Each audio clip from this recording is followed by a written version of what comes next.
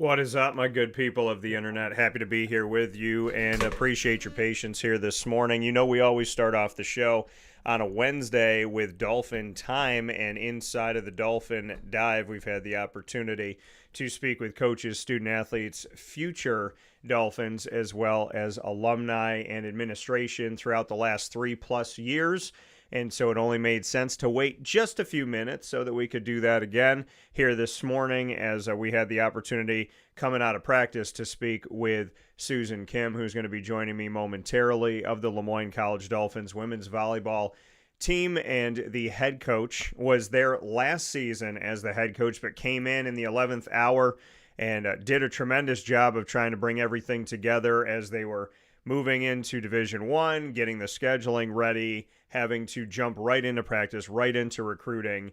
And so I commend her for all the work that she did when we met, just kind of running around immediately. And now has had some time to obviously get to know the team, do some more recruiting. And they have their first match coming up 2 days from today on Friday, August 30th, which will be at home. That's awesome. So we finally get to see them hanging out at home here this season a little bit more. You'll get to see them at Ted Grant Court here in Syracuse, New York. So Susan will be with us first inside of MonPazPopcorn.com's What's Poppin', and then we'll jump into hour two. You know, on Wednesdays, we do the Fantasy Football Power Hour, and I am going to be speaking on our Central New York leagues that drafted at the Wildcat Sports Pub, and I'll be providing a draft grade for all of you here in the community. I know y'all like this. I also know that y'all don't want me to give you a bad grade, so we'll talk about this coming up here, and feel free to grade me because I do not grade mine. So we will talk about that coming up here in hour number two, as well as injuries and the 53-man rosters that have come out by the NFL. So with that being said, we are picture in picture with Susan Kim, the head coach of the Moyne women's volleyball team heading into the 2024 season. Susan, how are you? Good. How are you? Thank you for having me. Of course. And Susan, first and foremost, I mean, for me, what I'm excited about is what I mentioned here going into it, is the fact that you get to not only start at home, but that we actually get to see you at home more often this season. I know last season was, like I said, a scramble to get everything together, playing on the road for a while, and it was trying, I'm sure. But now that the team has gotten to this point, what do you think it means to the young women on this team that they have the opportunity that they saw on the schedule? Like, oh, not only are we going to be at home a little bit more, but we get to start the season by hosting an invitational. Yeah, I mean, I think it's exciting. I don't think Lemoyne, as far as I know, has hosted a tournament, at least not in, the most recent past. So I think that's exciting to just be at home, to play in front of their, family and friends. You always have your family and support in the stands, even when we're away, but just to have your, friends that you go to school with and fellow athletes and even other people in the athletic department being able to come and watch, I think is going to be exciting. Yeah, in this Salt City Invitational, it's not one match. We're going to see a bunch of different opportunities here for Lemoyne. Just what you could say about putting that together, because, like you said, that you don't know if Lemoyne has ever hosted something like this. I don't know of any time that I can pinpoint that I've seen an invitational here. So for that to make that history and to know that it's not just one match, that this is going to be history in the making and an opportunity for Lemoyne to really go out and show who they are and what they're about, and to be able to host a bunch of teams here and let those teams see Lemoyne and see the facilities. Lafayette's going to be your first game, Lafayette College, this Friday, August 30th at 11 a.m. Eastern Time. And then you'll play again Friday night at 7 p.m. against Canisius. And then on Saturday at 5 p.m., you'll have NJIT, the New Jersey Institute of Technology. So just bring me into the fact that this is, as far as I know, some history in the making, and the fact that it's going to feature Lemoyne all weekend. Yeah, I mean, to be honest, I'm going to have to give all the credit to the staff at Syracuse. The head coach Bake had reached out. I guess their football schedule changed back in the spring, and they were like, we can't host the matches in our gym on Saturday anymore. Would you be interested in co-hosting? So you would have, you would be able to play these three teams that are also in the tournament, but also be able to host the neutral matches on Saturday as well. So it really just fell into my lap. I didn't really have to do a whole lot. Mhm. Obviously, there was planning and things that went, into it with trying to make sure we secure everything that we need over here with facilities, sports medicine and all of that. Um, but yeah, I think I just got lucky with just having that connection with Syracuse and with Bake and his staff because it really just fell into my lap. So I got lucky.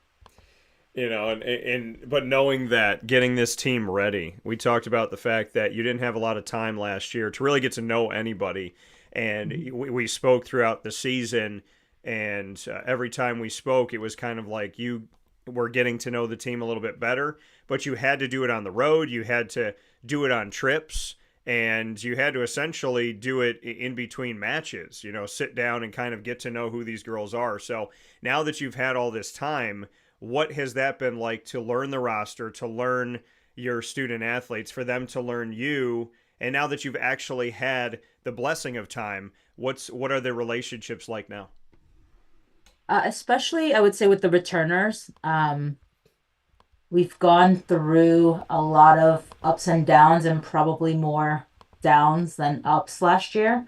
And I think through that, there was a lot of growth, Yeah. just with each other, just building, those relationships. I think sometimes when you struggle together and you're able to kind of get through it, obviously there's still a lot more building and developing that needs to happen. But after getting through that, it's kind of like what doesn't kill you makes you stronger, right? I think we went through a lot, and those players that are returning this year uh, are really bought in to the vision that I have for this program. And as a coach, I'm super grateful. Obviously, because I didn't recruit those kids, I inherited those kids, and Yeah. to see how bought in they are and seeing how invested they are in trying to onboard the new kids too, I think it's been cool to watch. Because I didn't pick them and they didn't pick me, but after that first year, we had that choice, right? We had the choice of, hey, you could go a different direction, I could go a different direction. But I think the fact that we chose mutually to stick together and see this through, I think says a lot about, the kids that are returning. And there's 11 new faces in the gym as well, so there's Yeah. a lot. Yeah. And I want to touch on a few different things that you just brought up. You said to the returners, you didn't choose them originally; they didn't choose you. But this time around, after last season ended, you had a choice of choosing each other again. Yeah. Of those that returned, what was the conversation like? Because at the end of every season, I would imagine as a coach, you sit down and you have those interviews and those conversations. So why did they say, "Hey, I'm coming back," and believe in the plan that you have in place for this program? Yeah, I mean, I think to be honest, I think they, for the most part, there was some buy-in in the beginning. I had laid out kind of the vision and the path I wanted to take, maybe not every step, because, even though I have a plan, sometimes you can kind of deviate from that a little bit, but Yeah. I was very consistent, I feel like, in um, reiterating what that vision was, and, I made it pretty clear that I'm gonna stick to it. Yeah. I really do have a vision. I think there's a ton of potential here. Um, and really it was more of, hey, I can't do this alone. Yeah. But if you're not helping us, then you're against us. And that was kind of, more of the conversations that happened. And a lot of them were like, no, I want to be here. So, I haven't really thought about even just the comment that I made to you just now, just this second year around, like I think that like that mutual choice to stick together, really says a lot because, coaches sometimes I think are so excited about their kids and the kids that they're recruiting and bringing in. Yeah. Um, I think sometimes they forget about the kids that help them in that transition period. Um, And I think that's really important too, because without those returners, I think it'd be really hard to get the 11 freshmen on board because those 11 new faces are all freshmen. They're not, Yeah. transfers. They're not well versed in what college life is like. They're young. Some of them are still 17. Yeah. So they still need parents to kind of sign off on things. So it's not easy to manage young kids that came in, but on top of that, having 11 of them, there's no way I can do that by myself. So I've just been leaning on the returners a lot. And to be honest, they've stepped up and they're sharing my vision with this new group too. And they're helping me keep them accountable and keep those standards high. Yeah, like you said, and I love that you brought this up because I've seen the negative side of it. I've seen the coaches that come in and focus on their people and they forget about the people that were there. And they don't really give those people a chance. And they kind of tell the team like, "Hey, if you do these things, if you do these three things, you're going to play." And, the people that were there before do the three things. Maybe they do a fourth thing, a little bonus thing, but it's not their guy, it's not their girl, so they don't put them out there. And so I think it's great to hear that not only are you saying, "Hey, I'm not going to forget the people that were here that have helped me do this and helped me move in this transition," but to also, see that they have leadership and that they're going out there and trying to spread your message. As a coach, Susan, I would imagine that it's heartwarming and it's impressive when you see these student athletes become an extension of what your plan is and what you're trying to do. When you go to say something and they're like, "No, we got it, coach. No, we're going to go talk to them. We're going to go have lunch today. We're going to figure this thing out." So to go a little bit deeper into that, when you see your student athletes become an extension of your message and they understand your message and they're implementing that, just what that means to you. It means a lot. I think obviously they share the same goals and competitiveness and drive that I want. Maybe not as much because I think coaches kind of tend to get crazy a little bit, but um, I think it also means they care too. Because Yeah. the one thing about athletics is, I think it's a very intimate setting, and it's not a like clock in, clock out, 9 to 5 type of job, right? Yeah. You're not only investing in them as players, but you're investing in them as people. And when they trust me to lead them and they're with me on this path, like I feel like they also believe in me as a person too, not just a coach. So I think that's something that I find is probably the most meaningful part of the relationship is I could be a fraud for all they know, but they trust me and I know they care not just about the program, but I feel that they also care about me as a person too. Yeah, and Susan, I mean, building relationships from the moment that you and I first started talking. I mean, you came in and, I had done my research and did my background and saw that you've worked in so many different places and had so many opportunities on this journey, but you came in with a rapport, in my opinion, and somebody who was going to step it up, someone who was going to ask more. You said multiple times here in this conversation, you've talked about the fact that you see potential at Lemoyne. You have this vision. What is the potential that you see, and what is the vision that you have for this program? I think one of the things that stood out to me the most when I got here is probably the coaching staff. I base a lot of my training and culture around the relationships that I have with my players. And Yeah. one of the things that I immediately felt here is the support that the coaches have for one another. Um, Probably one of the best coaching staffs that I've ever been a part of. There's athletic departments that I've been a part of that are great. But the one thing that really, really stood out to me here was leadership. Yeah. Sad to say, Bob's not here anymore, but the leadership there, and then the coaching staff here, everyone was just so willing to like help me out.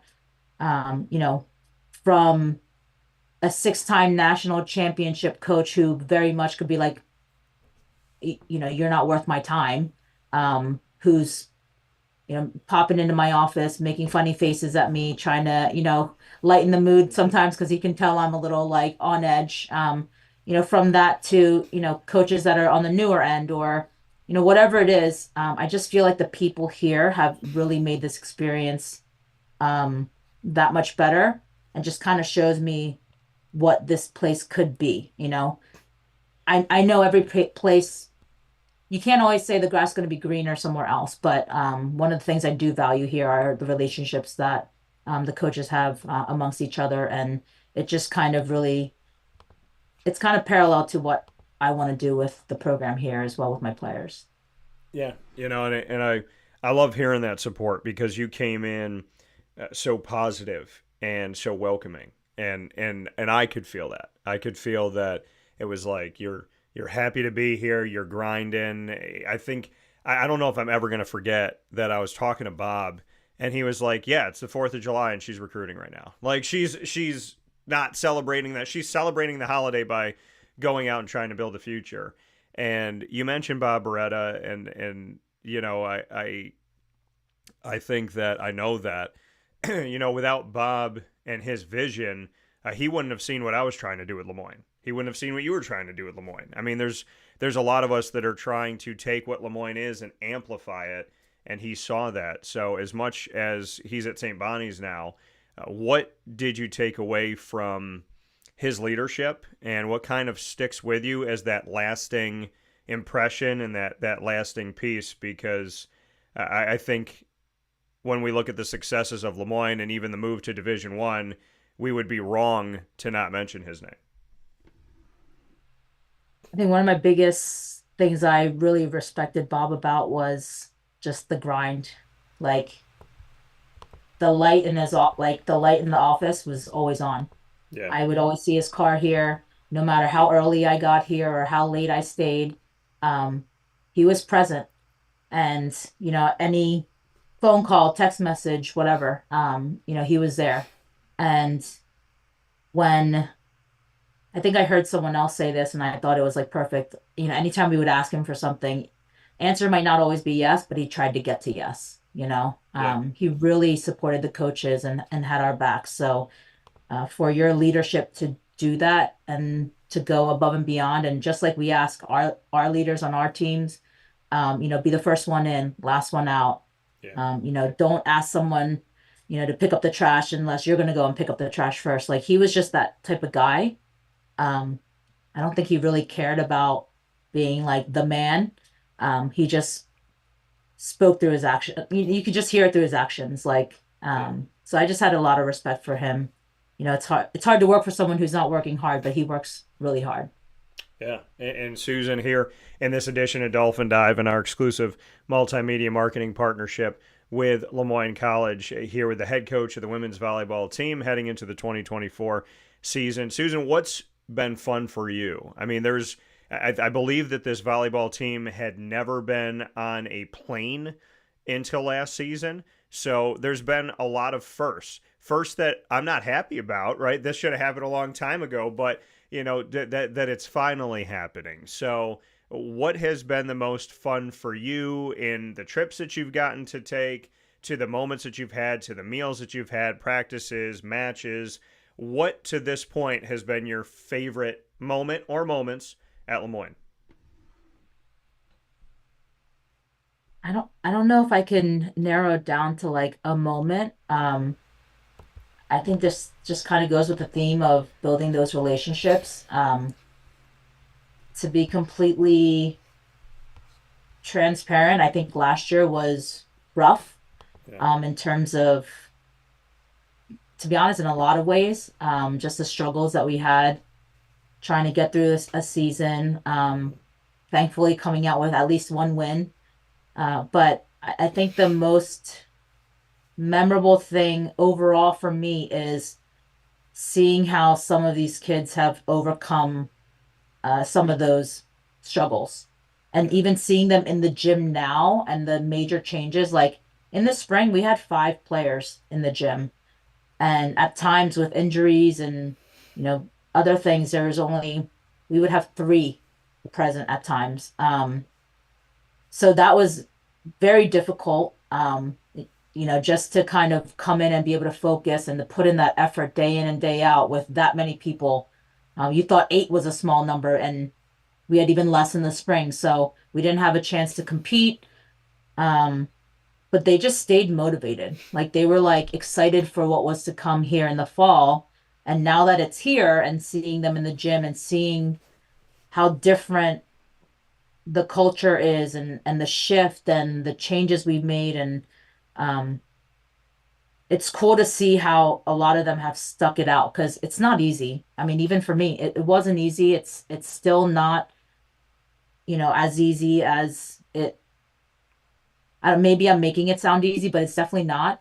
It's hard, especially I had two assistant coaches that were only present for practices and matches, and so all the other things behind the scenes were still, a solo, gig for me. But I still had a lot of support from the players here. They were willing to help wherever they could.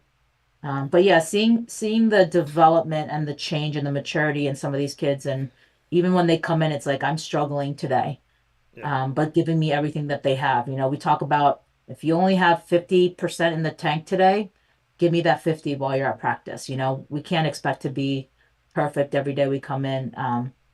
Actually, just yesterday, I was not operating at 80, 90. I was pretty low yesterday myself. And the girls knew that. I was very open about it. And I'm like, okay, I'm not the best version of myself today, but I'm going to give you guys everything I have, and I think it's kind of good for them to kind of see that, I'm a human being and I'm not somebody who should be put on a pedestal and I can't be perfect all the time. And it's just cool to kind of watch them persevere through all of that. Yeah, and I think it's huge, and we appreciate everybody that's here on YouTube.com, Facebook.com, both /WakeUpCallDT and on WakeUpCallDT.podbean.com worldwide, watching and listening to this edition of the Dolphin Dive inside of Wake Up Call with Dan Tortora in our exclusive multimedia marketing partnership with Moyne College. And like you said, you're human and you have your days, you have your moments. We all have our moments. And I think for the team to see, I think when student athletes or just athletes in general, when you're on a team, when you see your coach be real, even in those like tough moments, even in that like, just you look at them and say, hey, this was hard, that's hard, I'm struggling here. I think I grew up thinking that your parents had to be on at all times. They had to be perfect. Your coaches had to be perfect. The priest at the church had to be perfect. The principal had to be perfect. Everybody had to be perfect everywhere. And you couldn't see anybody cry. You couldn't see anybody break. You couldn't see anybody have a tough moment. Yet, I think that seeing that helps people to see, like, I'm not alone. Like, I can't be on all the time. And it's ironic that you just mentioned that because I'm a fan of Big Brother. And I was watching that last night. I was watching the live feed last night. And a bunch of the women on the show were talking about, like, hey, I can't be perfect all the time. Like, I'm going to have moments where I'm going to struggle. There's things that I was going through in my life before I came in this house, and I'm trying to work through it. So, in the same respect and in the theme of that, I think if your student athletes see you say, today's been a rough day or this has been a rough moment, I think when they have their rough moments and they see you come out of yours, not go into it, but go into it and come out of it, that I think you can help these student athletes to know, like, hey, if Susan can do it, I can do it. If my coach isn't perfect, I know I'm not going to be perfect, but we're going to figure it out. And I feel like you've really tried to show your student athletes that there are similarities and there is a bond that goes beyond I'm your coach, do your job. I feel like you've really worked on showing them like the humanity of it, which I appreciate. Yeah, I mean, it's a lot to, you know, be on all the time. And, as you go through life and gain more experiences, I think you realize that at some point people have their breaking points. So I think trying to hold on to a lot of that just makes it a little bit tougher. So um, yeah, as much as I want to look like I'm strong in front of them and um, I'm of the same, upbringing where like you don't want to cry in front of other people. Uh, I don't think they've seen me cry yet, but but it's kind of it happens, right? Like, Yeah. you cry on your way into the office or, while you're in the shower or something. So yeah, no, I think it also just helps it helps me too. It's hard, I think, to kind of carry everything yourself and like I said, it's been great that I know that there's support, with the players, even the freshmen. They're very, very compassionate and caring.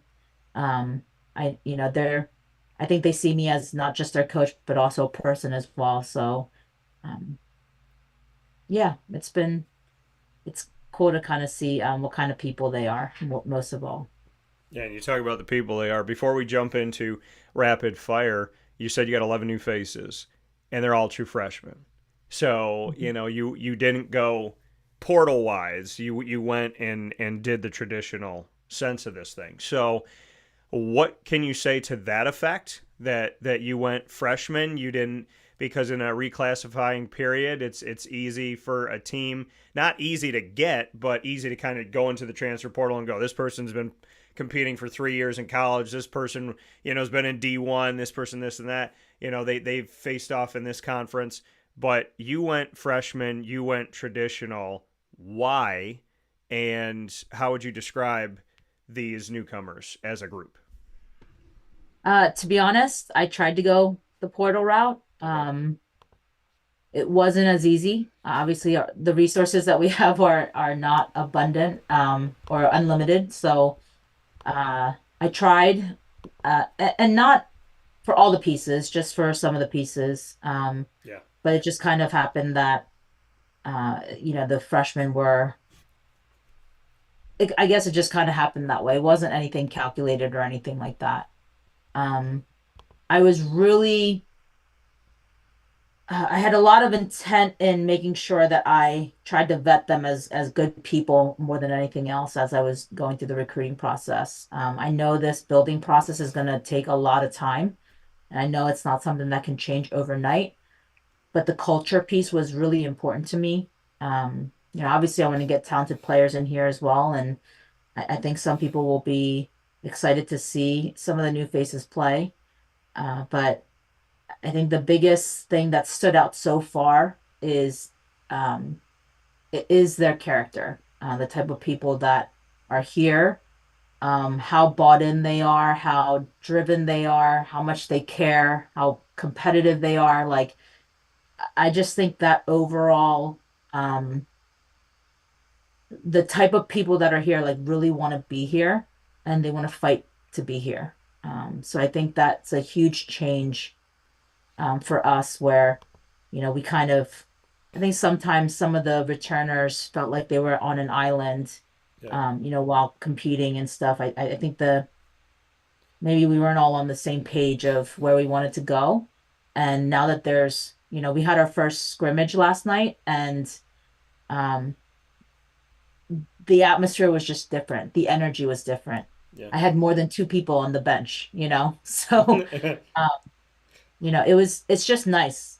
I know some of the returners, especially one, the one captain on my team, she's like, I feel like I'm not by myself. Like I can, there's other people there to kind of help uplift me as well. Because she's like, it's hard carrying or feeling like you're, carrying sometimes with the energy and the communication and the competitiveness. But now that there's other people around her that are, kind of cut from the same cloth, she felt a lot more support that way. So I just think we're very deep in that. There's just kids who care. And they're working hard and I think I'm significantly tougher on this group, for sure. And they're taking it. I think they're really like you can see like they're listening and they're trying to apply the things that I'm coaching and giving feedback on. So yeah, there's just a much more collective buy-in with this group, and there's some pretty. I think this group of freshmen, they're really good people, most of all. So I'm excited about that. Yeah, I mean, looking at the roster, they're coming from California, Ontario, Canada, all over New York, as well as Toledo, Ohio, Austin, Texas, the country of Turkey, New Jersey, St. Louis, Missouri. I mean, this is definitely a uniquely put together, maybe not what was expected, right? All over the country. So when you see that, when you have all of these student athletes coming from the West Coast, the East Coast, out of the country, up north, I mean, just what that has been like, the dynamic of that to put this team together. Because I think if people walk into Ted Grant Court, they're going to go, okay, we're going to see Syracuse, we're going to see, Poughkeepsie and maybe Binghamton and Albany, and it's like, no, you're going to see San Diego, you're going to see Ontario, you're going to see Turkey, you're going to see Toledo. Like, just assembling this roster and how you were really willing to go anywhere. Yeah, I think having a lot of people coming from different places just makes you that much stronger, that much better in terms of um, just understanding the differences that are out there. I think when you are so like just one area or you only know one thing, you don't really have that broad, like open mind about things. But, hearing just even about like the type of restaurants there are, on the West Coast versus out here, or, what school was like for them, the upbringing that they had, living on the coast, with beautiful, sunny, perfect weather in San Diego, and then it's like, oh, it's hot here right now in Syracuse. Just listening to all the different life experiences that everyone has had is that in itself is really cool and unique to hear. And just how everyone's excited to kind of embrace those differences too, like everyone's different. Yeah. And I think it's cool that you can have so many different people still have the same goal and drive and mindset and culture, like having that family type of atmosphere. It's just cool to see everybody kind of embrace that because there are really different people on my team right now. But everybody fits in. It's kind of like this puzzle board that you have all these different pieces and some of them look like they might not fit, but they do. So it's cool to see that. Yeah, kind of like what America should be, right? So, Yeah. wait. Yeah. So, with that being said, let's hop into rapid fire. We're here in this edition of the Dolphin Dive in our exclusive multimedia marketing partnership with Moyne College with the women's volleyball head coach, Susan Kim, heading into her second season with the team and the team's second season in the reclassification period from NCAA Division II to Division One. Susan, you get the first question. What do you got for me? Oh, I was not prepared. That's the So whole you point, mentioned, not being prepared for this. I think we always kind of center it around, food and traveling, and you mentioned you traveled quite a bit. Yeah. What was the most memorable trip that you've been on this year? Whew. Probably going to Arlington, Texas / Charlotte, North Carolina last month, and I traveled what 3 or 4 days after the glitch with the airlines. They were still going through issues a lot. Maybe not as worse. My luggage did not come down to Dallas Fort Worth with me, and it did not see me until I came home. So I had no clothes except for the clothes on my back. I did carry my equipment because people that know me know that I will, no matter what, I will chase my dreams and catch them. So I will do my show in a towel, I guess if I have to. And so I would say memorable because I had an Uber driver, total stranger, and her name is Jen. And Jen picked me up from the airport. I was supposed to get into Dallas Fort Worth at 10 a.m. at their time, and I got in at 11 p.m. their time. So it was just a cool 13 hours later than I was supposed to be there.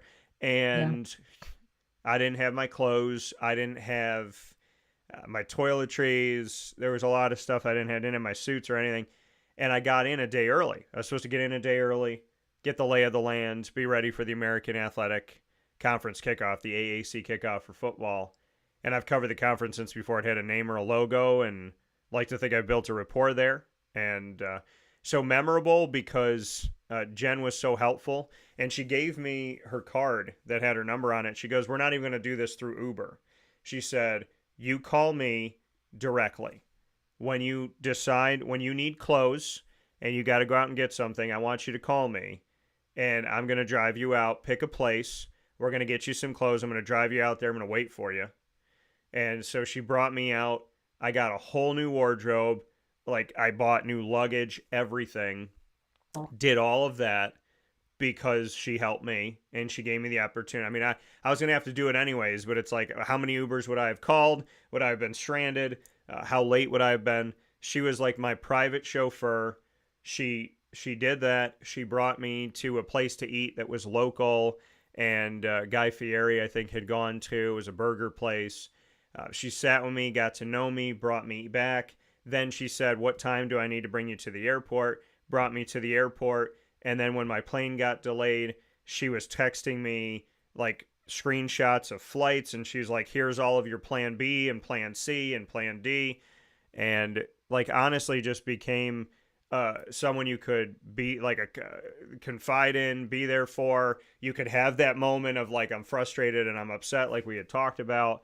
And just like, and then she told me her story after she was an angel in every sense of the word. She told me her story, and it was even more powerful that it's like, this woman is going through all of these things in her life, and yet she put everything down to help a complete and total stranger.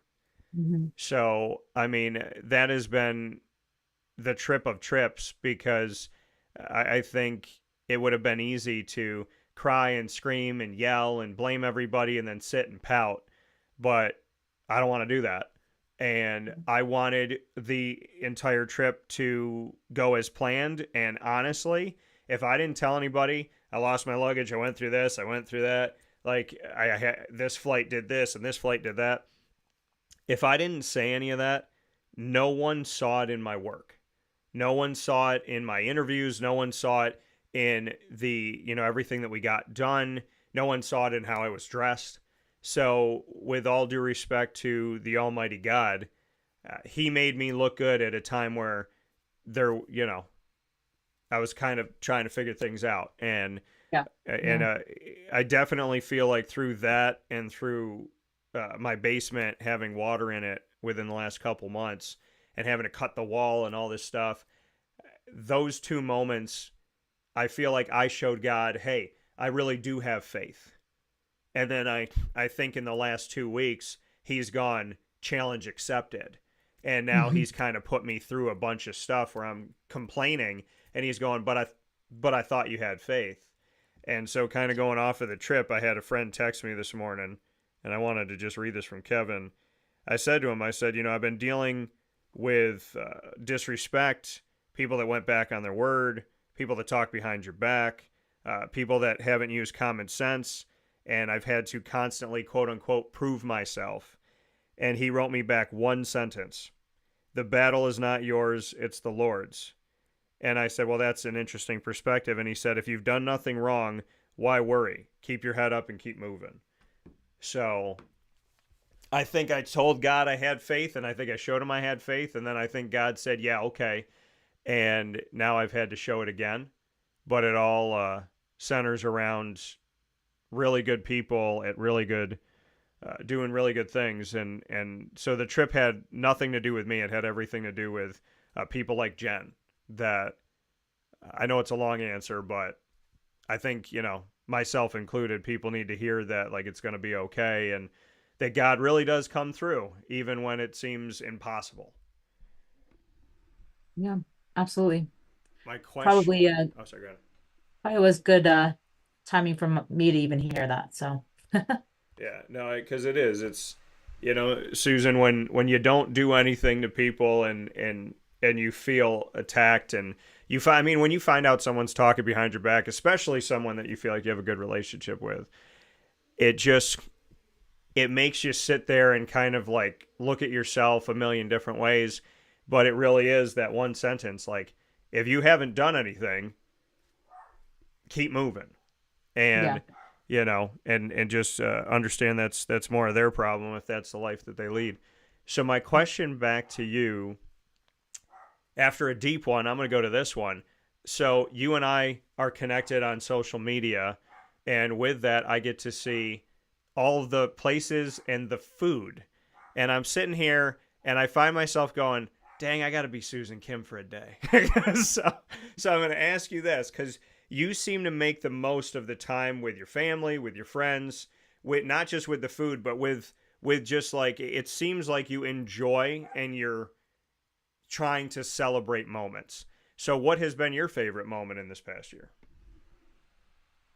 Um, I think the just the times that I got to spend with some of those friends and even family.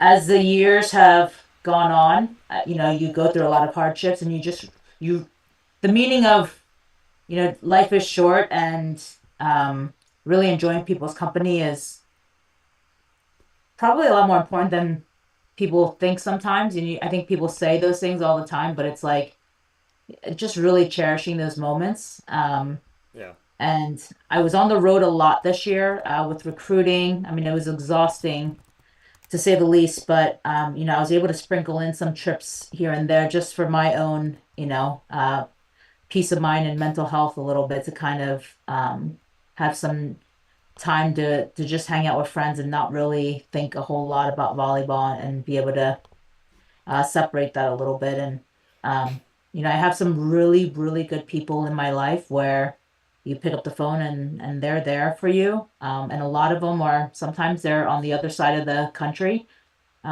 So I was able to go and, spend time with some friends that I don't get to see often. Um, and the moments with my family is even that much more important too because I live here. Not that they live far, but you don't get to see them every day like you used to. So Yeah. I think the meetups with the family even are just different. The cousins and I are all a little bit older. They have kids.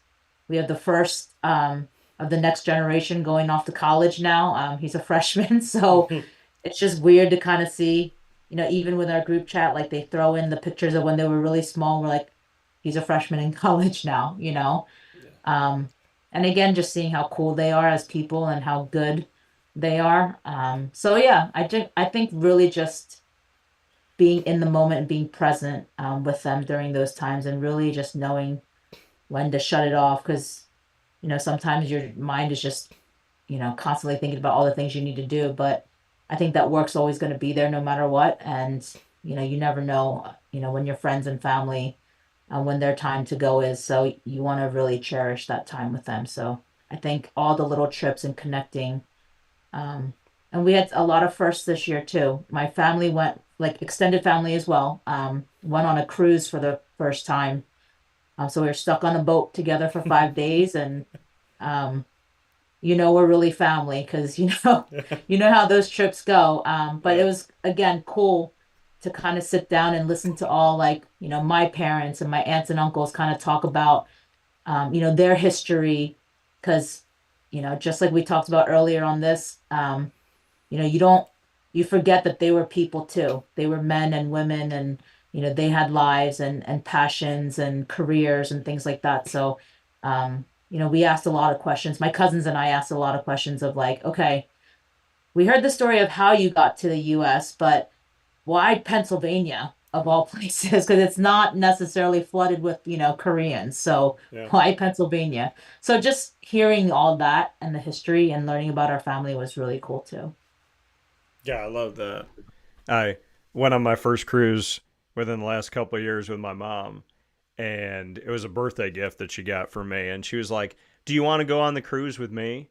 Or do you want to bring someone else? Like, do you think it's not cool?" And I was like, "Ma, I love you. We're going on the cruise." Like, I got a cool mom. I love my mom. Yeah. So, she's the best. And she's the only person on the planet that can get me to cry every single day when I think about how much I love my mom. Like, she can get me to that point of like, I just really am grateful. So, yeah, Ma, if you're listening and watching, which I know you do all the time, and I appreciate that and I love you, just know that I would pick you every single time, even in those moments where, I mean, listen, my mom was killing it. My mom goes to bed early, and we were on a Disney cruise, and so they were playing Marvel. And I'm watching Black Panther Wakanda Forever for like the fifth time at 1 o'clock in the morning. And my mom's like walking behind me. And I said, "What are you doing?" She goes, "I'm coming with." And I was like, "You're going to stay up?" And she's like, "Yeah." And she's like, "You want to get some popcorn?" And we're watching this movie in the theater. And she was wide awake. And she's like, "Man, that was a great movie." And then we went and watched Avatar and all that stuff. So, shout out to my mom who values time as well. Your Yeah. final question, Susan. What do you got for me? Uh, what's next for you? Good question. Good question. Well, you know, I I think a lot of people are like, "Oh man, you're a sportscaster, and that's what you do." And I would say we have an entertainment show, Superpowered Pop.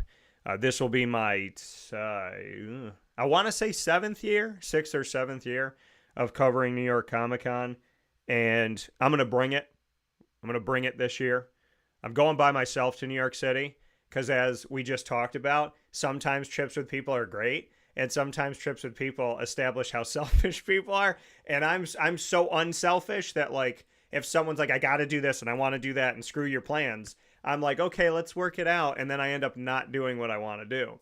So going by myself and having control of where I'm gonna be at, I think for me, we're gonna do some awesome things with Superpowered Pop that I've been meaning to do. I would say Two Mics No Filter, our relationship show. We kind of talk about his and her everything. Shout out to Andrea Smith. We've put out 2 new episodes this week, and I think there's going to be more of that. It allows people to see kind of what I've shown in Wake Up Call, but to expand it out. And I'm going to be working on my comedy, and I'm going to be working on a screenplay. I mean, there's a lot of things that I really want to do. And to be completely honest with you, Susan, I am going to take what I've learned and implement it. The last couple days with this stress and this just level of disrespect and me just like meeting human beings that made me like, is this humanity now? I got really down and I started going backward. And my dad said yesterday, he said, "Stop living in the past. Don't go back." And, Mhm. I think I'm going to have to do a really better job. Not I think I know. I'm going to have to do a really better job of saying who they think I am does not determine who I am. And Yeah. I have this crazy belief, Susan, that if you do right by people and you work hard and you don't give people a reason to not like you or disrespect you, that they should disrespect you and they'll appreciate you. That if you do Yeah. everything that you say you're going to do, that you're going to have all this respect. And what I've realized in life is if you do everything right, sometimes it doesn't matter to that person or that organization. And that has been really trying for me, and I've been really challenged in that world. And I think, being me is what I would like to think is why someone like yourself is sitting here today. So Mhm. I'm just going to keep being me regardless of the people that don't appreciate it, is probably the biggest thing. Yeah. I think that's huge.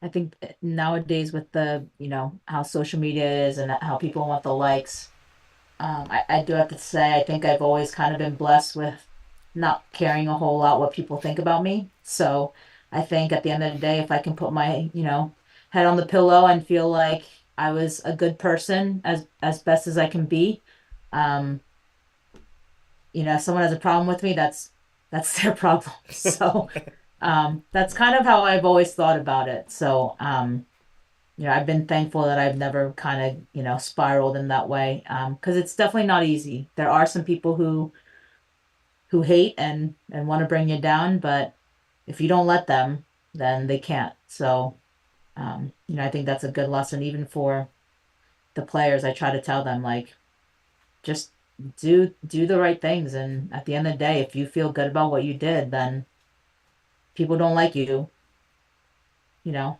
that's their problem. So Yeah, yeah, yeah. What do they say? Other people's opinions of me are none of my business. yeah, So my yeah. my final question for you, Susan,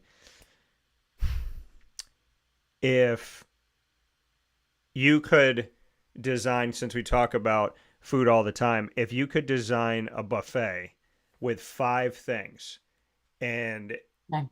and this was going to be like you're like, all right, Dan, I want to show you what I've experienced because you've experienced the world through food in a lot of ways. If you said to me, I'm going to set up a buffet with five things that you're going to try, what are the five things that come to mind first? Okay. I would definitely have to say some sort of like Korean barbecue, like meat dish, like whether it be beef or pork belly.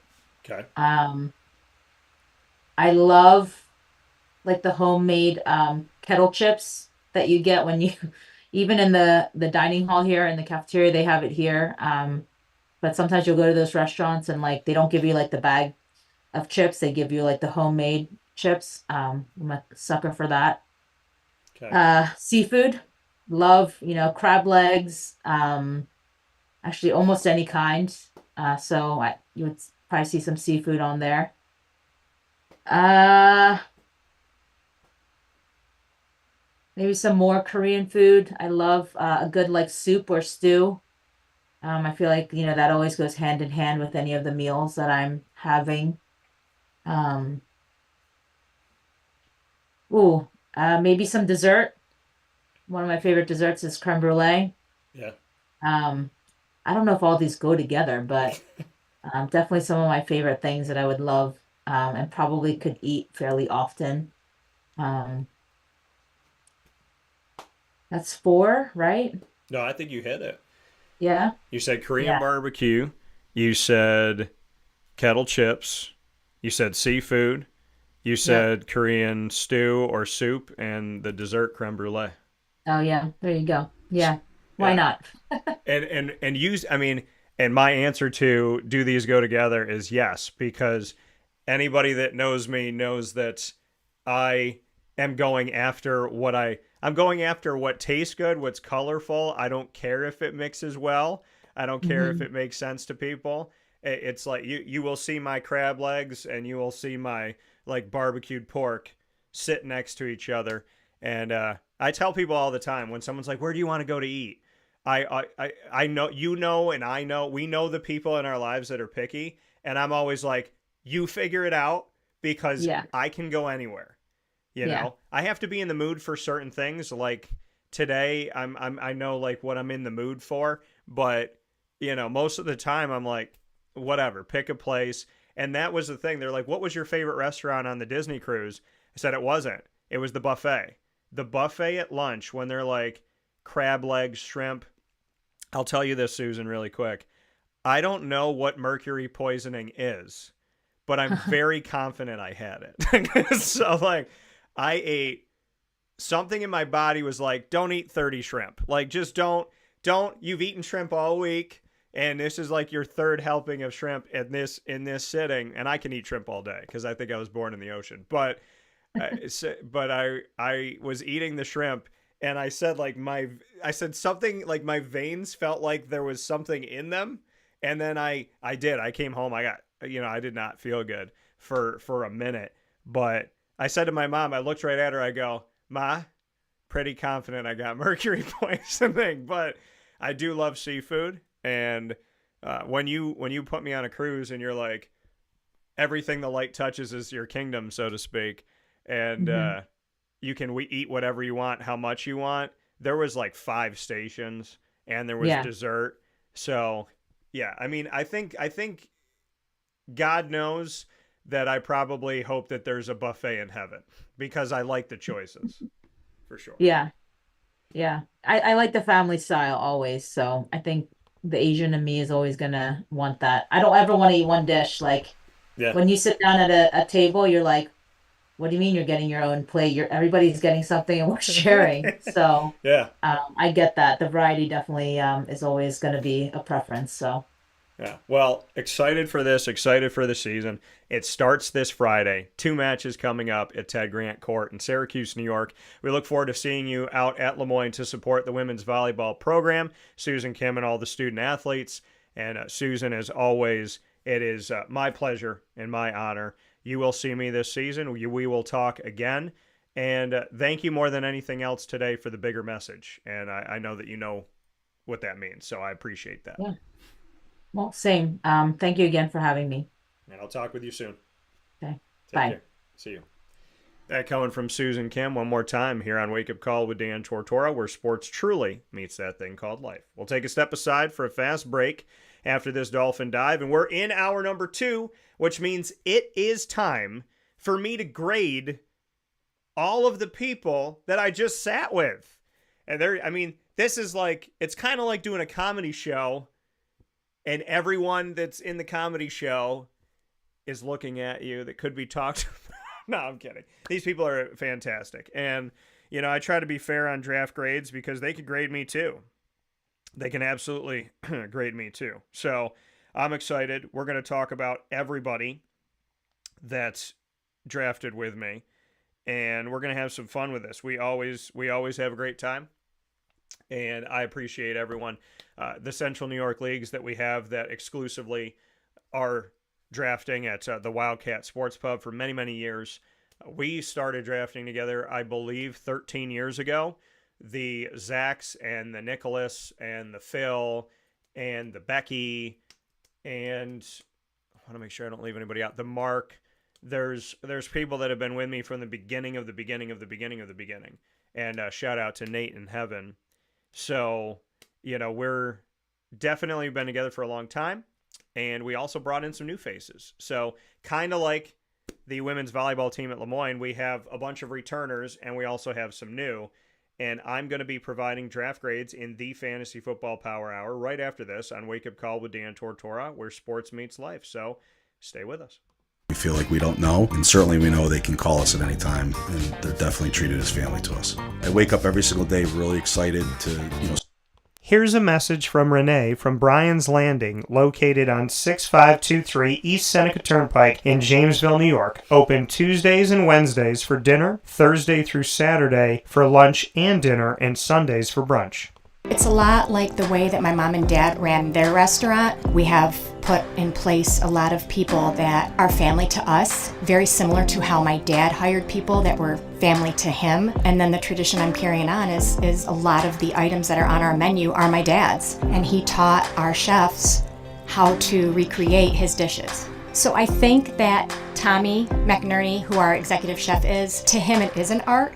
And I think that when he does create a dish, it's not just about making the food taste delicious, which is definitely our priority, but it's an art to him, and it's almost like his canvas on a plate where he just wants the colors to look great, and people love it because he takes pride in that. And Bryan and I appreciate that. We want it to obviously look good and taste good.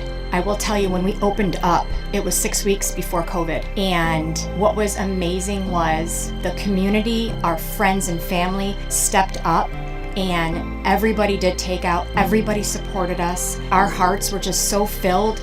So to Bryan and I, obviously our friends come all the time, and we just have repeat customers in Jamesville, and I think people going to our previous restaurant in Green Lakes are making the trip to come to Bryan's Landing to support us. And I think we have great food and a great atmosphere. So it's very, very important to us. Head to Bryan's Landing, located on 6523 East Seneca Turnpike in Jamesville, New York, where memories have become recipes that are now meals to share with you. Tuesdays and Wednesdays for dinner, Thursday through Saturday for lunch and dinner, and on Sundays for brunch. And be sure to come out for live music Friday, Saturday, and Sunday.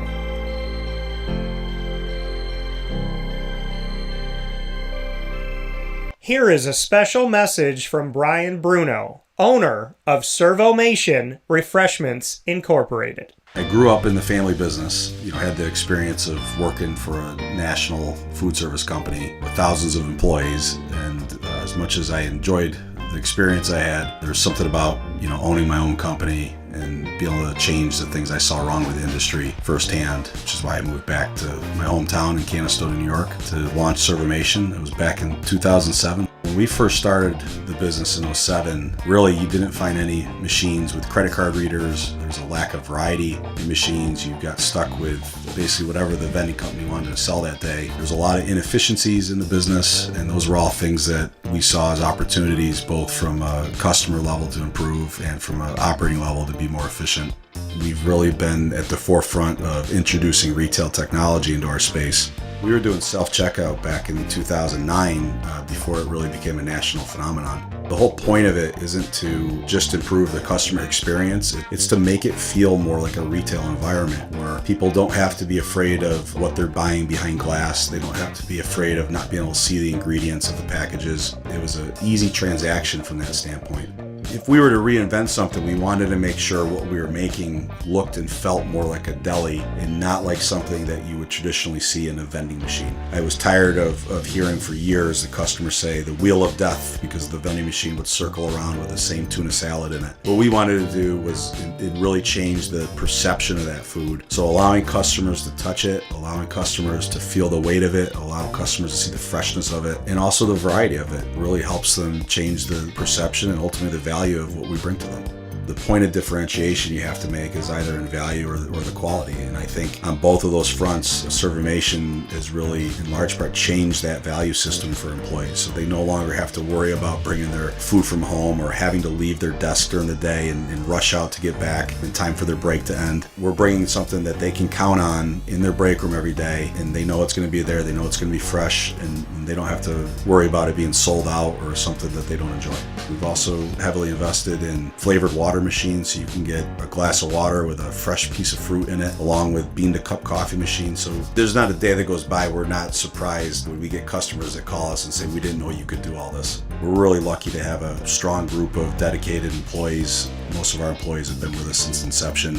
They're family to us, and people like doing business with people they like and trust. And I think the same thing goes for employees. In a day and an age where there's a lot of corporations that just look at an employee as a number and don't get to know them, that's just not the way I was raised or how I like to do business. So we're a little old-fashioned. We like getting close to our employees. We like knowing how we can help them. We like knowing how we can improve their lives, adjust their schedules, whatever it may be to help improve their quality of life. And we think in the end that makes for a happier employee. We're fortunate enough to have really grown over the last several years, and from Pennsylvania to Massachusetts to Connecticut, we really do have a strong connection, even though we're not in the rooms every day with these employees.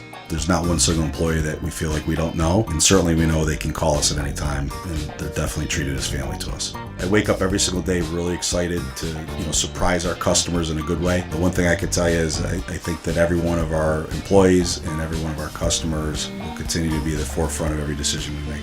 Find out how Servomation can help you and your business by going to servomation.com.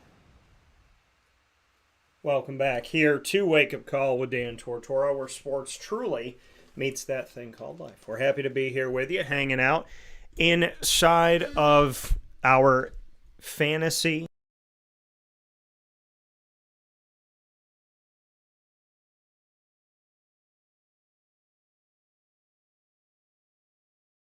lost you here for a second. So hopefully we can re-up this thing, and we had you on, so hopefully you could still hear us on the broadcast. We are going to go ahead and start a new one on Facebook so that you can connect with us in the Facebook world, because I know that I think that one is kind of off here. So I want to make sure that you can hear us on YouTube here right now, where sports meets life, as we're here to do our draft grades. Let me just check on this and make sure you can pick us up here so that you can connect with our fantasy football grades as we're getting this set up. So I want to make sure that that'll pick up here.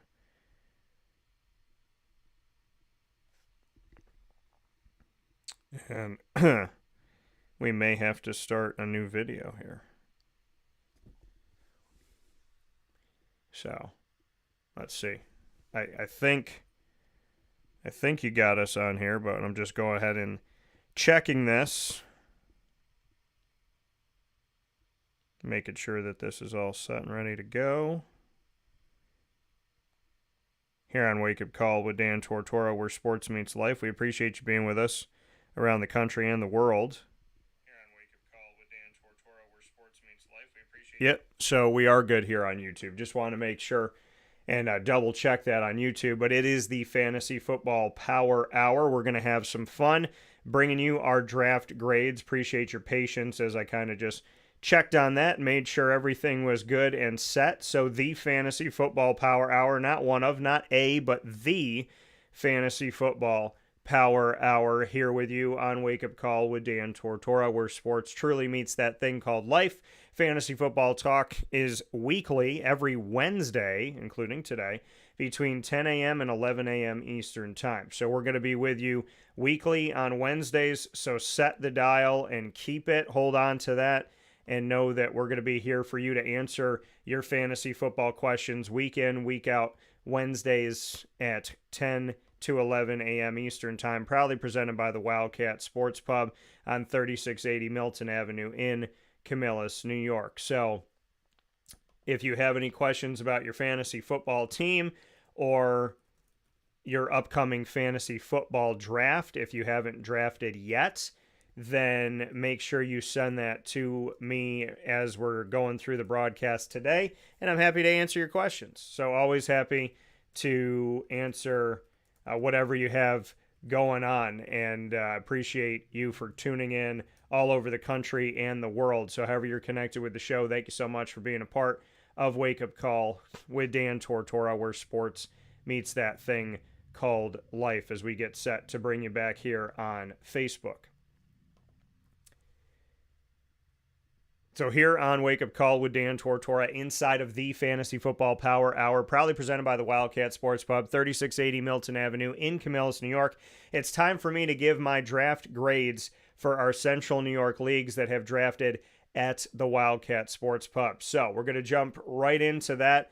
We're going to go. We have 2 leagues that draft at the Wildcat. We're also going to be talking in this hour about the 53-man roster, some thoughts here on the rosters that have been set up, and also we're going to make a note here on some injuries that have happened. Unfortunately, Nick Chubb, Odell Beckham Jr., so I definitely feel bad about some of these guys that are out right now, and definitely in the world of Odell, I mean, this is just a sad story. I feel like Odell's been going through a lot, and it's really unfortunate.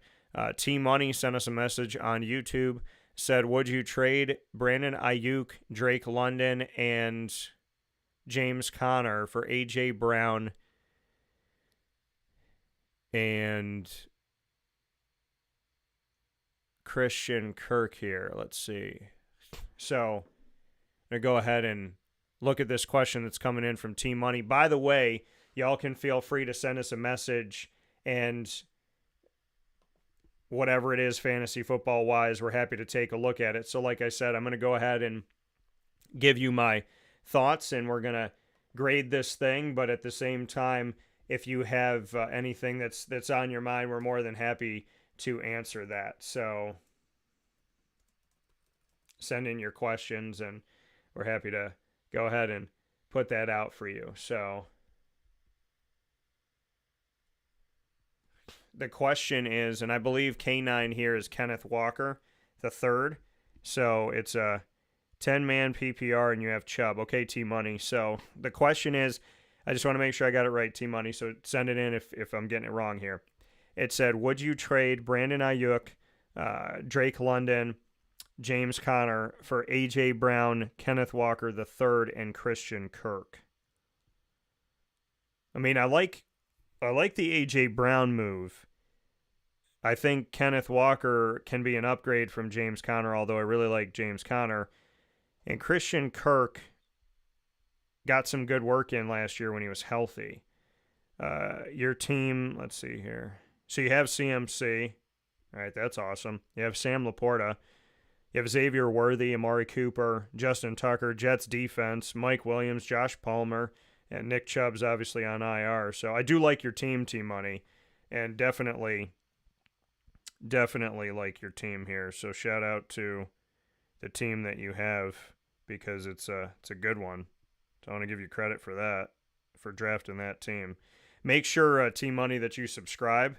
So if you haven't already, make sure to subscribe while you're here.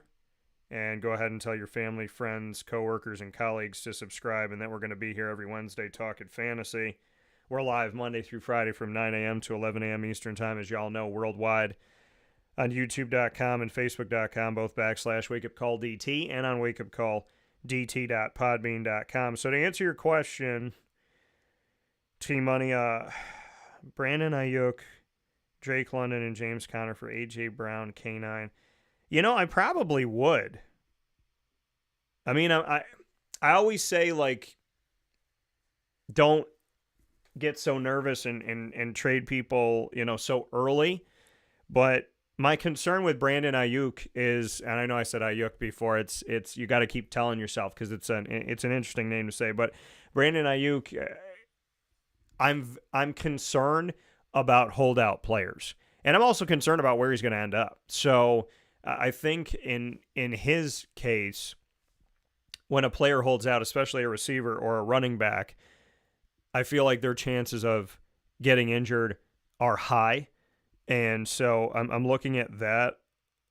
And then Drake London, I think he's going to have a better season with Kirk Cousins. James Conner I like, but also injury.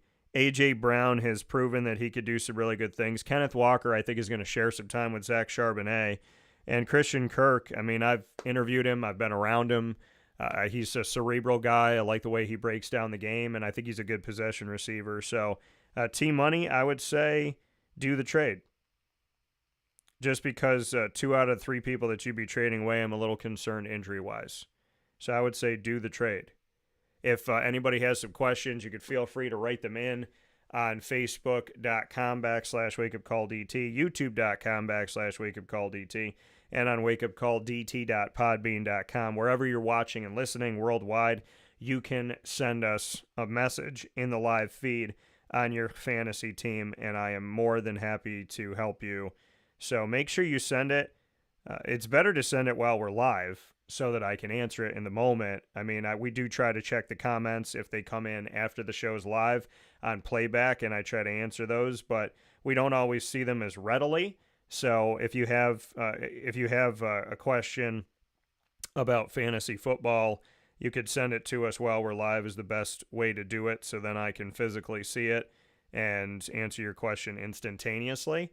So we're going to be giving draft grades, like I said, and we're also going to be talking about the questions that you have that come in, like T-Money's question that just came in. So like I said, happy to answer your questions and happy to go through this with you and guide you in fantasy football to the best of our ability. So if you have a thought, go ahead and send it in. With that being said, I'm going to take a look at the Gridiron Gurus League here, and I'm going to take a look at the rosters.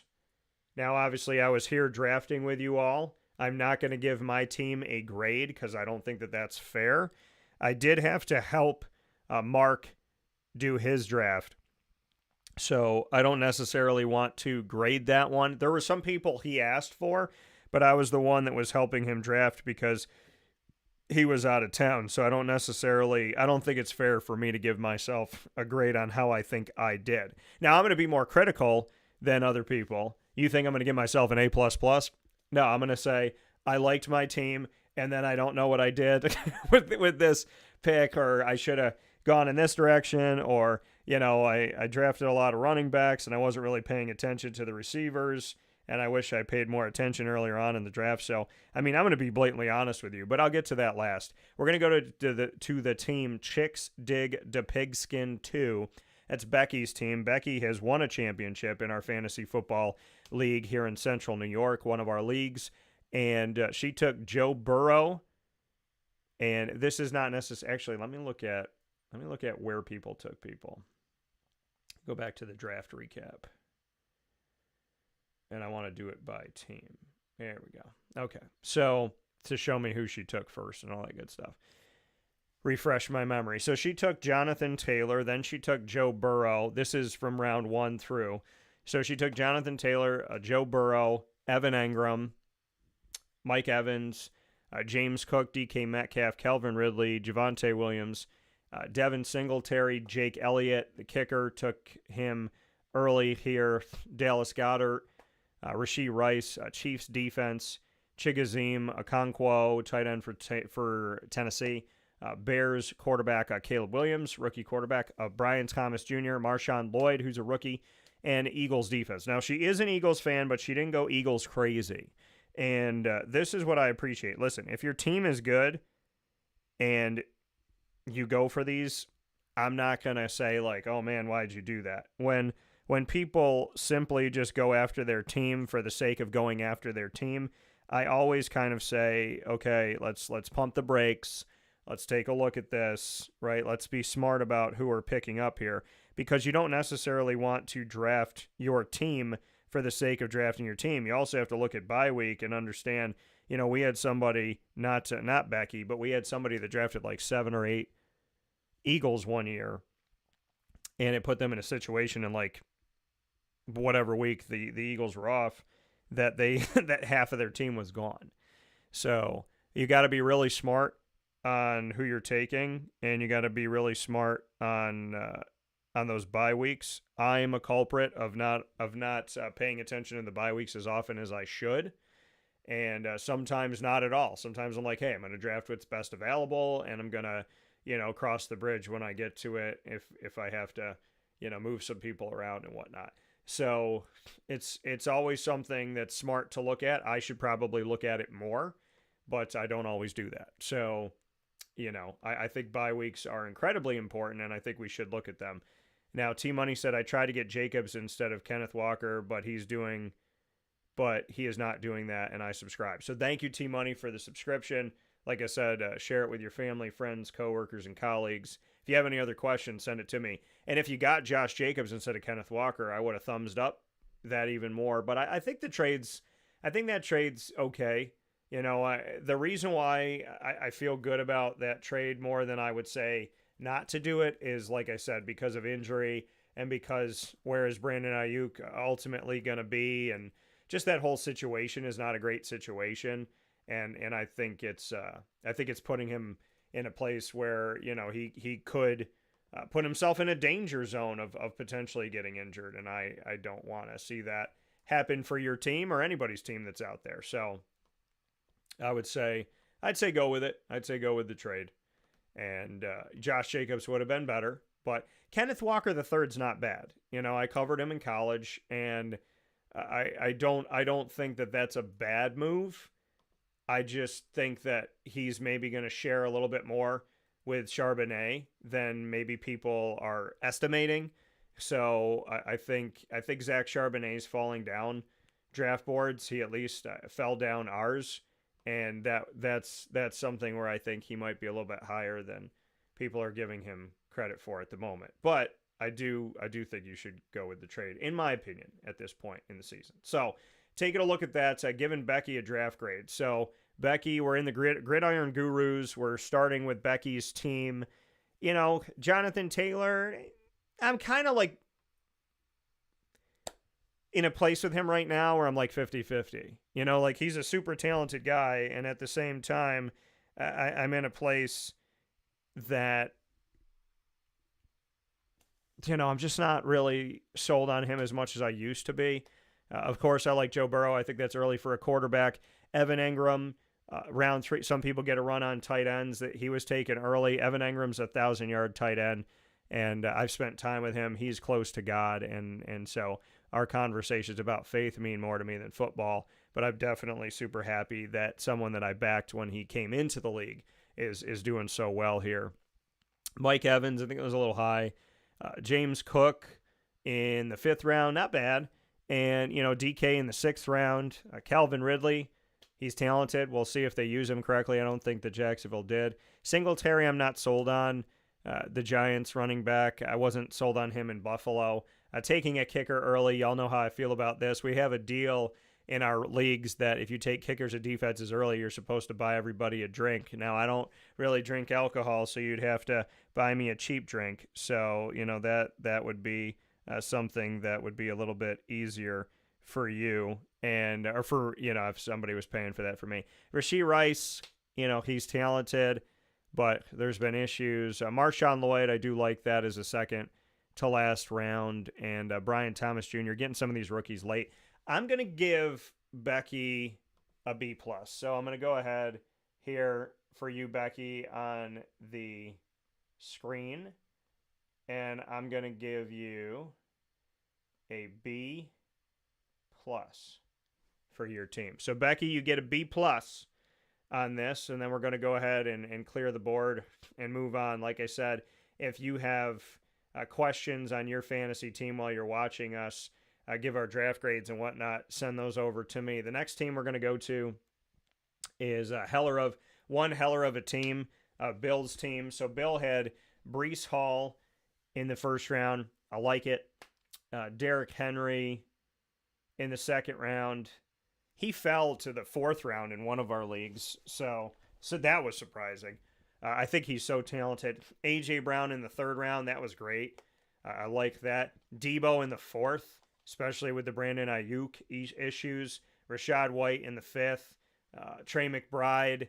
I think some people were staying away from Trey, and outside of Marvin Harrison, I feel like, the people didn't take Arizona receivers besides they took Marvin Harrison Jr. and they took Trey McBride. I don't think they even took anybody else. So they took a tight end and a rookie wide receiver. They kind of left everybody else to pasture in that sense. So I would say that was kind of interesting. Cooper Kupp in the seventh round. His first quarterback was Dak Prescott in the eighth round. Amari Cooper, Ezekiel Elliott, and TJ Hawkinson, he's going to be out for a few weeks. Keon Coleman, who could end up being the Buffalo Bills' number one receiver, he got him in the 12th round. Then he picked up the Steelers quarterback, Steelers defense. He is a Steelers fan, but he did get a lot of Cowboys. Got a bunch of Cowboys here. Got Zeke, got Ricky Dowdle, got Brandon Cooks, and got Dak Prescott. So he's definitely a Steelers fan who's not hating on the Cowboys, which is cool to see. Elijah Mitchell at some point here. I'm going to give Bill. Lisa said Becky fails. LOL, just kidding. No, Becky got a B+. So Becky's grade, I'm going to go ahead and put it in the feed here so y'all can see it. So Becky got a B+. I'm going to give Bill, I like his a little bit more here. I'm going to give Bill, you go with your gut. So I'm going to go ahead and I'm going to give Bill an A-. Bill's going to get an A- from me in the one that we just talked about. So I'm going to go ahead and give Bill an A- here. So not bad, not too shabby, Bill. I like it. I think Bill will be happy with that. I know when y'all are watching your grades, you're like, what's Dan going to say about me? And they're like, I think Becky said, is timing, does that have any place in it? Like how much time it took for you to draft? And with all due respect, she was helping a bunch of people out. She was helping out Lisa, and she was also, because Lisa was out of town, and she was helping out Carissa. So her daughter's in the league too. Carissa did most of it, but then she had to go to work, so she was helping her out. Let's go to Lisa's team. Now I want to give Lisa some credit because Lisa gave Becky a list, and Becky was also helping. So you're going to share this here, the OHIO team that we have in our Gridiron Gurus League in Central New York that drafts at the Wildcat Sports Pub and calls the Wildcat home the whole season. Go out and eat at the Wildcat and have fun at the Wildcat. It's not just about drafting there. It's about hanging out at the Wildcat and spending time there all season long. So we'll see you at 3680 Milton Avenue in Camillus, New York. OHIO, let's go to Lisa's team. Jahmyr Gibbs in the first round, then CJ Stroud. Little bit high, but I'm happy that she got CJ. He was somebody that I really wanted that I did not get. Puka Nacua, I do like the Puka pick here. And then Browns defense way too early. I know you're a Browns fan, Lisa. David Njoku in the fifth round. Jalen Waddle while you work. Zamir White, who I covered in college at Georgia. He's a national champion.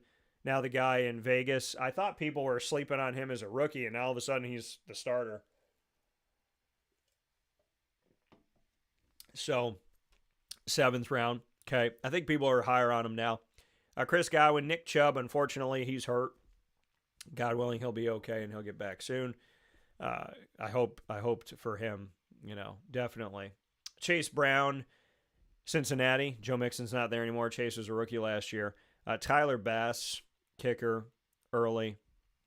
Christian Kirk Cousins in the 13th round. I like that. Totally underestimated. Ty Chandler in Minnesota. We'll see what Minnesota's going to do. Cortland Sutton, Saints D, Jerry Jeudy, Taysom Hill.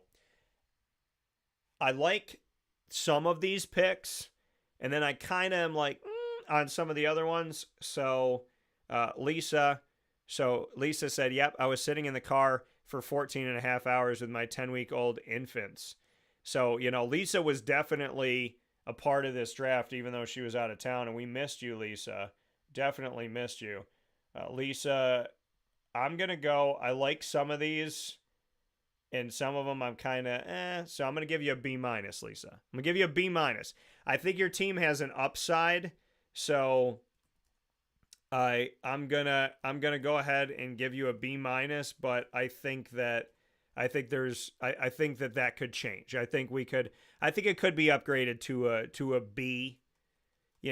I mean, you could obviously go higher than that, but I was living in the world of B or B-. I'm gonna go ahead and go B- on this, and that's where I'm sitting at for Lisa's team as we go through our Gridiron Gurus team in Central New York that drafted at the Wildcat. Once again, if you have any questions on your team, send them in to any one of our feeds, youtube.com, facebook.com, both /WakeUpCallDT, and on wakeupcalldt.podbean.com. I'm just checking the YouTube to see if we had any more questions come in, and so we'll keep going here with this. Next draft grade we're going to have, Lisa said, I didn't give Becky any direction with when to pick any spot, so that's all on Becky. All right, well, I was going to potentially give you a B. You can tell Becky that the B- is because of her and you. So, but yeah, so a B-. It could be a B. It could be a B. It's B- right now. Paul's perfect team. Let's go to Paul. Paul took Bijan in the first round. I don't hate it. Lamar Jackson, Mark Andrews, Marvin Harrison Jr. in the 4th round. I like it. I was going to take him, so I was trying to let him. I figured he would dip a little bit, but I missed him in both of these drafts at the Wildcat in Camillus, New York. Devontae Smith, Najee Harris, George Pickens in the 7th round. David Montgomery, I like that pick in the 8th round. I do like, took Jordan Love in the 9th round. Not bad. Justin Tucker, my favorite kicker in the league of many years. Baltimore's kicker, high. 49ers defense, higher than I would have. I like to save those till the end. Zach Moss, Christian Watson, Pat Fryer Muth to go with Mark Andrews, Jordan Addison, Khalil Herbert, Jaguars D, 2 defenses. He took in a Miles Sanders. So I'm going to say Beige. Let's see here. Beige, Marvin. Got a bunch of Ravens. Najee, Pickens. Yeah, I feel comfortable doing this. And Lisa, hopefully within the next couple of weeks when we do our award ceremony, we can have you for that. So I'm hoping that we can get everybody together for that. Paul's grade. What am I going to give Paul? Paul, I'm going with a B. Give me a B. I'm going to give Paul a B in his draft grade here. So Paul, oops. Looks like I wrote Pant. This is Paul. And Paul's going to get a B in this. So I'm going to go ahead and give you that draft grade. Next one that we have up here is going to be, okay, Benchwarmers. I believe this is Aaron's team. Let's see. Let's make sure I'm right. Yeah, this is Aaron. Okay, so Aaron, we're going to see what I could give Miss Aaron in this one. And Aaron, let's see. Aaron's also won a championship like Becky. in this league. Aaron took Patty Mahomes in the first round. She's known for taking quarterbacks in the first round, so I will say that it's not an atypical thing for Aaron to do. Amon-Ra in the second round, she took that away from her husband. Such a mean thing to do. No, I love Aaron. Aaron's awesome, but she did do that to her husband, who was sitting right across from her. They were having a nice what do I want to call this? They were having a nice conversation as a couple of stealing picks from each other. So I will say, I don't know who slept on the couch. I would guess Johnny that night, but we shall see. They'll have to tell me. Kittle in the third round. People take tight ends early in some of these drafts that we have. Devontae Adams, she is a Green Bay fan, and Devontae's no longer with the team, so she took Devontae. She took Aaron Jones, who are two former Packers back to back. Devontae with the Raiders, Aaron Jones in his first season with the Vikings. Then James Conner in the sixth round. Brian Robinson Jr., running back in the seventh round. So she took 3 running backs in a row. Then she took Xavier Worthy. Then she took Aaron Rodgers, who's another former Packer, who's a Jets quarterback, in the ninth round. Probably could have let him dip. Harrison Butker early on the kicker. Jaden Reed, another Green Bay guy who's in Green Bay. Jerome Ford, he's going to be the starter. I drafted him in another league thinking, well, he's going to get playing time. Now he's going to be the starter. Gus Edwards, who's now with the Chargers for the first time. A.J. Dillon from Green Bay, she's got to get rid of because he's out for the season. And God bless a healthy recovery and a speedy recovery in Jesus' most precious name for AJ, in the name of the Father and of the Son and of the Holy Spirit, that he heals and handles well whatever comes his way. Amen to God. Hunter Henry, tight end here. Bears defense, Mike Williams, Odell Beckham Jr., who's also out for 4 weeks, and pray for his speedy recovery in Jesus' most precious name. Amen. I'm going to give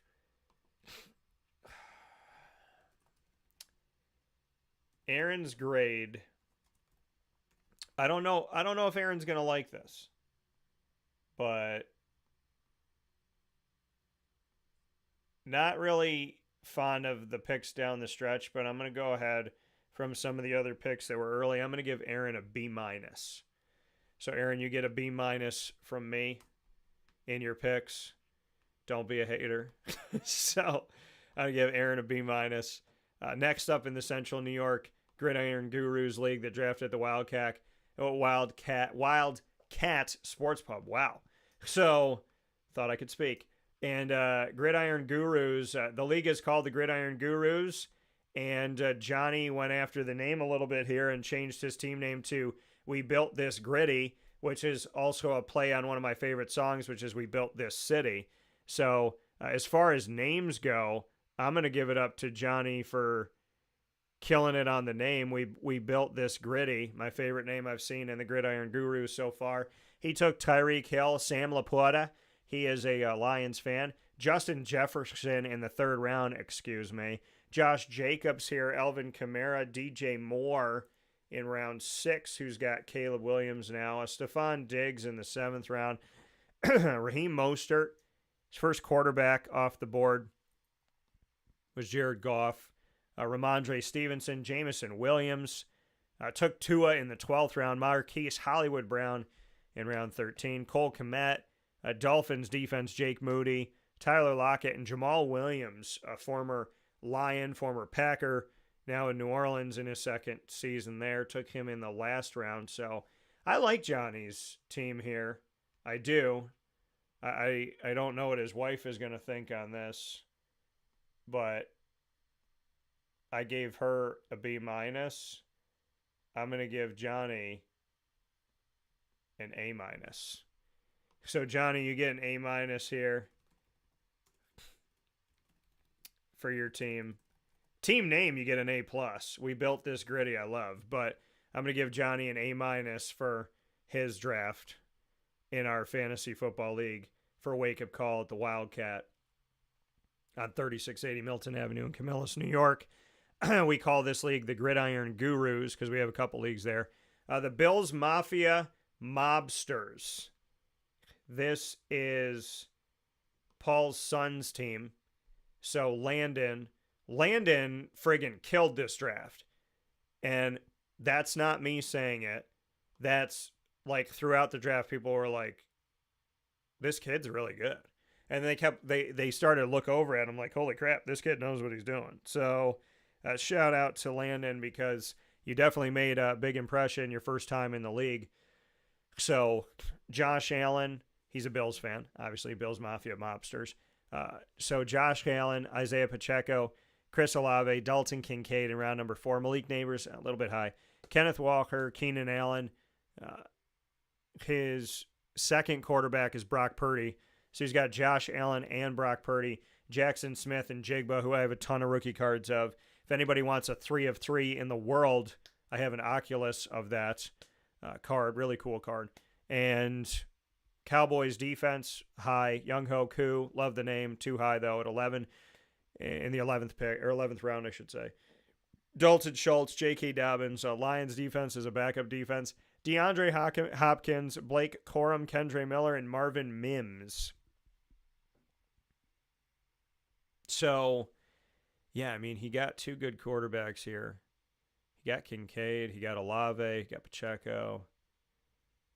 He got potential. Yeah. You know, Landon, I feel like you know what you're doing, man. I feel like you really know what you're doing. I gave your dad a B, Landon. I gave your dad a B. Okay, I want you to remember that. I want you to remember the grade that I gave your father.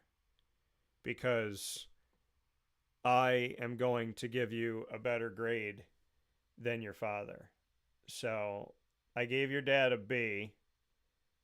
Landon, I'm going to go ahead and give you an A minus. You know, in the moment, I feel like I could say A too. I think it could end up being an A. But I'm going to give you an A minus and give you the opportunity for some upside there, Landon. So Landon's going to get an A minus from me. Next one up, we have Carissa's team Karski. Kyron Williams in the first round. Jalen Hurts in the second round. She is an Eagles fan with her mom. Kyle Pitts in the third round. I like it. Garrett Wilson in the fourth round, a steal.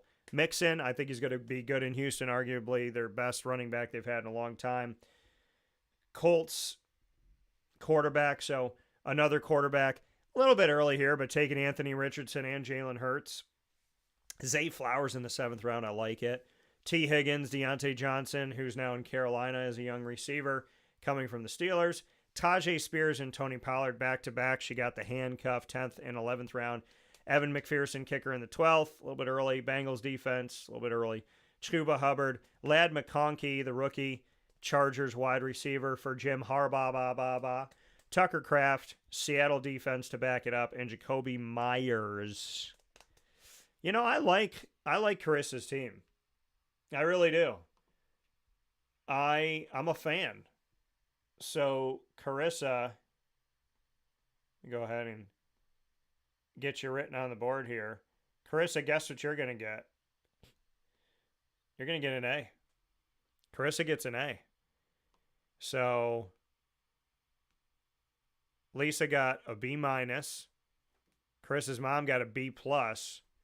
And Carissa, you're getting the highest grade of the unit there, of y'all that were working on this thing. I'm going to give Carissa an A. I like her team. I do. Give Carissa an A in this. So I did not give myself a grade. And Mark kind of guided me. Mark ended up with the number 1 overall pick. So he got Christian McCaffrey. I got him McCaffrey, Kelsey, Jamar Chase, DeAndre Swift, Nico Collins, Jalen Warren, Brandon Ayuk in the 7th round. I did get him a kicker when he wanted one, higher than I would have, but Brandon Aubrey, Dallas kicker. Got him Kyler Murray, Austin Eckler, Jake Ferguson, Josh Palmer he wanted. Ravens D. Got him the link up between Palmer and Justin Herbert. Got Herbert as his other quarterback. Tyler Algier, he wanted Jordan Whittington from the Rams, a wide receiver. Trey Benson, in the 16th round, and a backup kicker, Will Lutz, out of Denver, and he loved his team. My team, I got Quando. I got Saquon Barkley, CeeDee Lamb, Travis Etienne Jr., Michael Pittman Jr., Devon Achane, Drake London in the 6th round, Brock Bowers. My first tight end was in the 7th round, where I would like to go. Some people go early. Tank Dell. I got Jaden Daniels at quarterback, Roma Dunze, who I really wanted, Jonathan Brooks, who I wanted, my 2 sleepers back-to-back, 10th and 11th round. Terry McLaurin in the 12th round, love it. Jets D, a little bit higher than I normally do. Zach Charbonnet, Tyler Conklin, Trevor Lawrence in the 16th round, Khalil Shakir in the 17th round, and Dustin Hopkins, my kicker, in the 18th. So y'all could feel free to grade that. Do what you like. We're going to take a step aside for a fast break. We'll be back with draft grades for our other Central New York team, that being the Captains on Call. That is coming up right after this on Wake Up Call with Dan Tortora, where sports meets life. Stay with us. Hi, this is Amy from Mother's Cupboard, home of the whole frittata. We are open daily 6 a.m. to 1:30 p.m. For takeout orders, call 315-432-0942 and tune in to Wake Up Call with Dan Tortora for our monthly food challenge, and try our Wake Up Call signature menu item, available 7 days a week. Here at Mother's Cupboard, we are Central New York, and it's our honor to serve you. Ma and Pa's Kettle Corn and Popcorn Factory remind us that every day is worth celebrating at 201 7th North Street in Liverpool, New York. Open Monday through Saturday in-store and always online at maandpaspopcorn.com. Serving our Central New York community and beyond, order anywhere, anytime at maandpaspopcorn.com. Stop in to get a tin at Ma and Pa's on 201 7th North Street in Liverpool, New York to get your half-price refills for the rest of your life. Come to Ma and Pa's for your holiday gift giving for family, friends, employees, and clients. And remember, for fundraising and events, to call 315-450-6272. That's 315-450-6272. Ma and Pa's Kettle Corn and Popcorn Factory. How corny are you? This is Jimmer Sikowski, owner-operator of Chick-fil-A Cicero, 7916 Brewerton Road in Cicero, right in front of the Home Depot. I had a deep feeling that God wanted me to do something bigger with my life and to help people, help others. I kept putting Chick-fil-A in my life, and I realized as I was going through the franchise selection process that positively impacting the lives of others was really core to what we do here at Chick-fil-A. First of all, it starts with the food. The food is brought in fresh daily. We bring in local produce. We prepare it to order in the kitchen. We hand bread our chicken. We hand spin our milkshakes. It's great food. It doesn't taste like fast food. I think the second thing is the way people feel when they come in a Chick-fil-A restaurant. It's different. We try to treat people with intentional kindness here, which is very different and deeper than good customer service. And so I think it feels remarkable for most people to come in a Chick-fil-A restaurant. And then lastly, the impact that we try to have in the community is very different. It's a big part of the expectation of every operator of a Chick-fil-A restaurant is that they're actively engaged in their community, they're a leader in the community, and they're making a difference. When they realize that what we're striving to do is to shine a little light in their life, that's a very, very different experience than you will have at any other quick service restaurant. And it's that remarkable experience that I think people will emotionally connect with.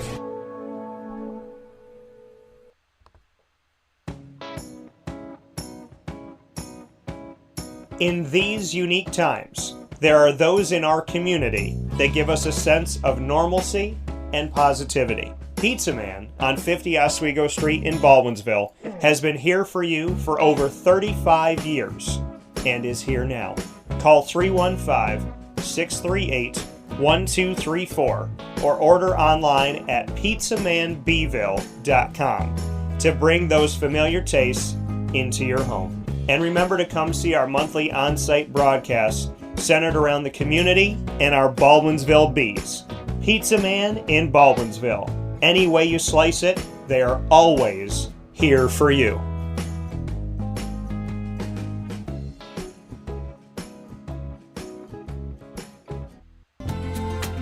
Looking for your next ride? Look no further than Great Lakes Honda City, located on 7140 Henry Clay Boulevard in Liverpool, New York. Serving our community for decades, their new and pre-owned vast array of vehicles are available to you Monday through Saturday on site.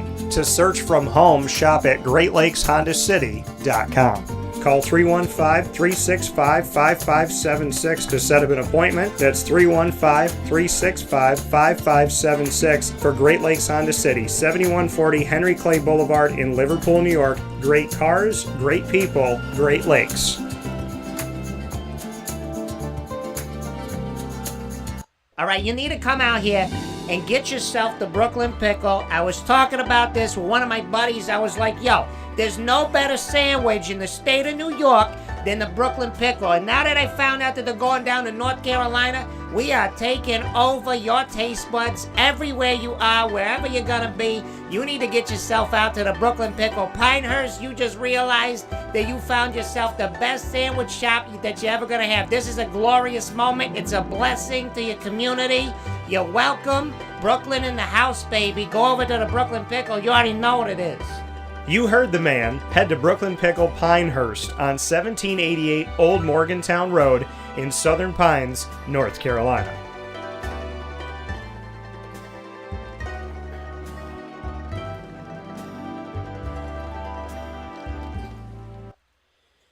And a welcome back here to Wake Up Call with Dan Tortora, where sports truly meets that thing called life. Appreciate you being here, hanging out with us. We are inside of the Fantasy Football Power Hour, which you know over the years happens on Wednesdays, 10 a.m. to 11 a.m. Eastern Time.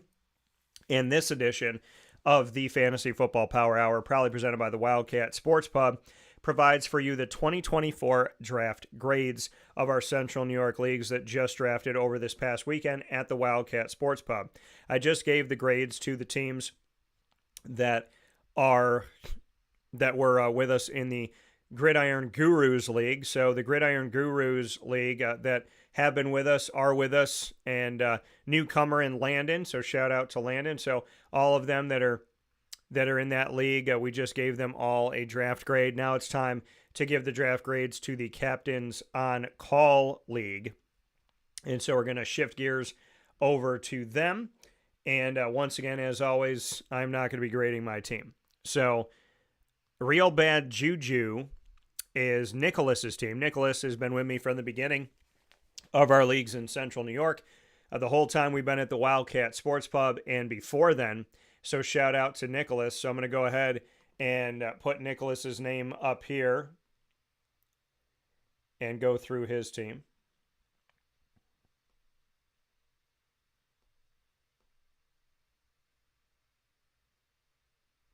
So Nicholas, it's always hard to dot the I. There we go. So let's take a look at Nick's team inside of the Captains on Call League that drafted at the Wildcat. So, Christian McCaffrey, he had the number 1 overall pick. So Christian McCaffrey, first round, Devon Achane, Mike Evans, Trey McBride. I think there was other tight ends out there he could have gotten at that time. So that one I was a little kind of back and forth. Nico Collins, DJ Moore. His first quarterback is Dak Prescott in round 7. He is a Cowboys fan. Rashee Rice, Nick Chubb in the 9th round, obviously. That unfortunately might have to change or put him on IR. Got Commanders quarterback 3 rounds after getting Dak Prescott. He got rookie Jaden Daniels. J.K. Dobbins, who's now with the Chargers in the 11th round. Pat Freiermuth, Tyler Lockett, Rico Dowdle. 3rd quarterback. And I believe Nick in the past has taken 3 quarterbacks. So he got Chicago Bears rookie quarterback, number 1 overall pick of 2024, Caleb Williams. I considered in the last draft that we talked about in the Gridiron Gurus, I considered taking Jaden Daniels and Caleb Williams, but I didn't necessarily want to take 2 rookie quarterbacks, and thankfully somebody else took them, so I didn't have to worry about that or consider that decision because it was already made up there. Darnell Mooney, who is with Atlanta now, who was with Chicago. Browns defense and Jake Bates, Detroit kicker, who came from the UFL, the United Football League, the bonding of the USFL and the XFL. So shout out to Jake and the guys that have made teams coming from the UFL. Always happy to see that because I've covered the UFL in its last iteration with the Florida Tuskers, and that's how I met one of my brothers, Jason Lucas. Shout out to him, and to Kristen, and to Carter in heaven, as well as to Carly and Gracie. I love you all, and to your families. So God bless to each and every single one of you. Hope you're doing well, and I hope I get to see you soon. And Uncle Dan sends his kisses. So, looking at Nick's team, I think, yeah, I feel like for Nick, I'm going to go ahead and I'm going to give Nick I'm going to give him a B+. We're going to go B+ with Nick. I'm going to give you a B+, Nick. I mean, I think looking at, this roster, I mean, obviously getting Christian McCaffrey, I like that. DJ Moore and what he can be and what Darnell Mooney can be. One being in Chicago, one leaving Chicago. J.K. Dobbins, these guys stay healthy. Rico Dowdle, getting him in the 14th round and what that could look like. Achane and McCaffrey, I like them in your backfield. I like Nico Collins, even though Stephon Diggs is there. Got to see what you're going to do with the Nick Chubb situation and the upside of Jaden Daniels and Caleb Williams and what they could do. So I'm going to go ahead and say B+. Win it for Nate. That is in honor of Nate Tamalade, who is in our league and has been in the league as long as Zach and Nicholas. And Nate, unfortunately, passed away. And we're going to be doing something special for Nate, so stay tuned for that. So God bless Nate in heaven. Miss you, brother. Win it for Nate is Zach's team. He took Amon-Ra St. Brown. Him and I typically have the same brain. He stole a bunch of picks from me this year again. Travis Etienne Jr., Marvin Harrison Jr. in the 3rd round. Jalen Hurts, Joe Mixon, Zay Flowers in the 6th round, as well as Mixon in the 5th. Connor and Pickens in the 7th and 8th. Eckler, Dallas Goedert, Ladd McConkey, a little early, but in the 11th round. Tyler Algier, Jacoby Myers, Trevor Lawrence, Noah Fant, who he always picks up, Kenneth Gainwell, who's of that like 4-headed back system in Philly. He's the one that's still there. They used to feature a bunch of guys like Miles Sanders and so on and so forth, and DeAndre Swift and whatnot. Young Ho Koo, one of the best names in the NFL, and Dolphins defense and special teams. I'm a fan, man. I really do like this team. I do. I probably like it because I wanted to pick it. So, you know what I mean? But I'm Zach. Zach, you're gonna get an A from me, brother. I'm gonna give you an A. I'm gonna give Zach an A. I do like this team a lot. Could be because 4 of them were on my list, but I do like the team, Zach. So I'm gonna give you an A in this respect, or for this season, I should say. I'm gonna go ahead and give you an A. So let's look at next up here. And if you have any questions on your fantasy teams, make sure you send them in. Happy to answer your questions. I'm doing a monitoring here of trying to make sure what's going on. So taking a look at some things here and just want to make sure if anybody had any questions that came in, that we get to your questions, because I know I had some other ones that came in. So looking at our draft grades for the Captains on Call League that drafts at the Wildcat Sports Pub on 3680 Milton Avenue in Camillus, New York. Next one up is the Herd, and this is Joe's first season in the league. So shout out to Joe. Met him through GG Cards and Breaks. So big time shout out to Joe, and thanks for his patronage supporting local and small business at GG Cards and Breaks and in general.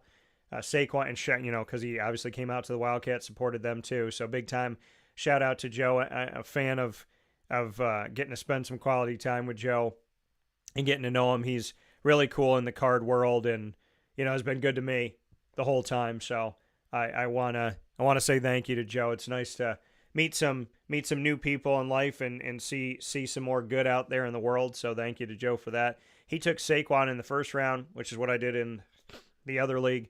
He took Puka, then Drake London. Sam Laporta in the fourth round, love it. DeAndre Swift in Chicago. I don't know why Philly let him go. Fifth round there, I like that. Anthony Richardson, his first quarterback, got him in the sixth round. Chase Brown in the seventh, I like that. Amari Cooper, Jordan Addison in the ninth round. He's a sleeper to people, I don't know why. Covered him when he was at Pitt before he went over to USC. Zeke Elliott in the 10th round. I'd probably stay away from Zeke, but getting him in the 10th round, not bad. Back half of the draft. Backup quarterbacks, Justin Herbert, I like it. Josh Palmer, another link up like Mark got in the other league. Tucker Kraft, Marvin Mims, Tyrone Tracy. He is a Giants fan, so you got Tyrone Tracy Jr., the running back there, rookie. Brandon Cooks, Cowboys defense. So a Giants fan that still respected the Cowboys enough to draft him, and Kaimi Fairbairn got him the Houston kicker. So, Joe, I like this. I like your team. I like your team, Mr. Joe. So I'm going to go ahead and I'm going to give you my grade.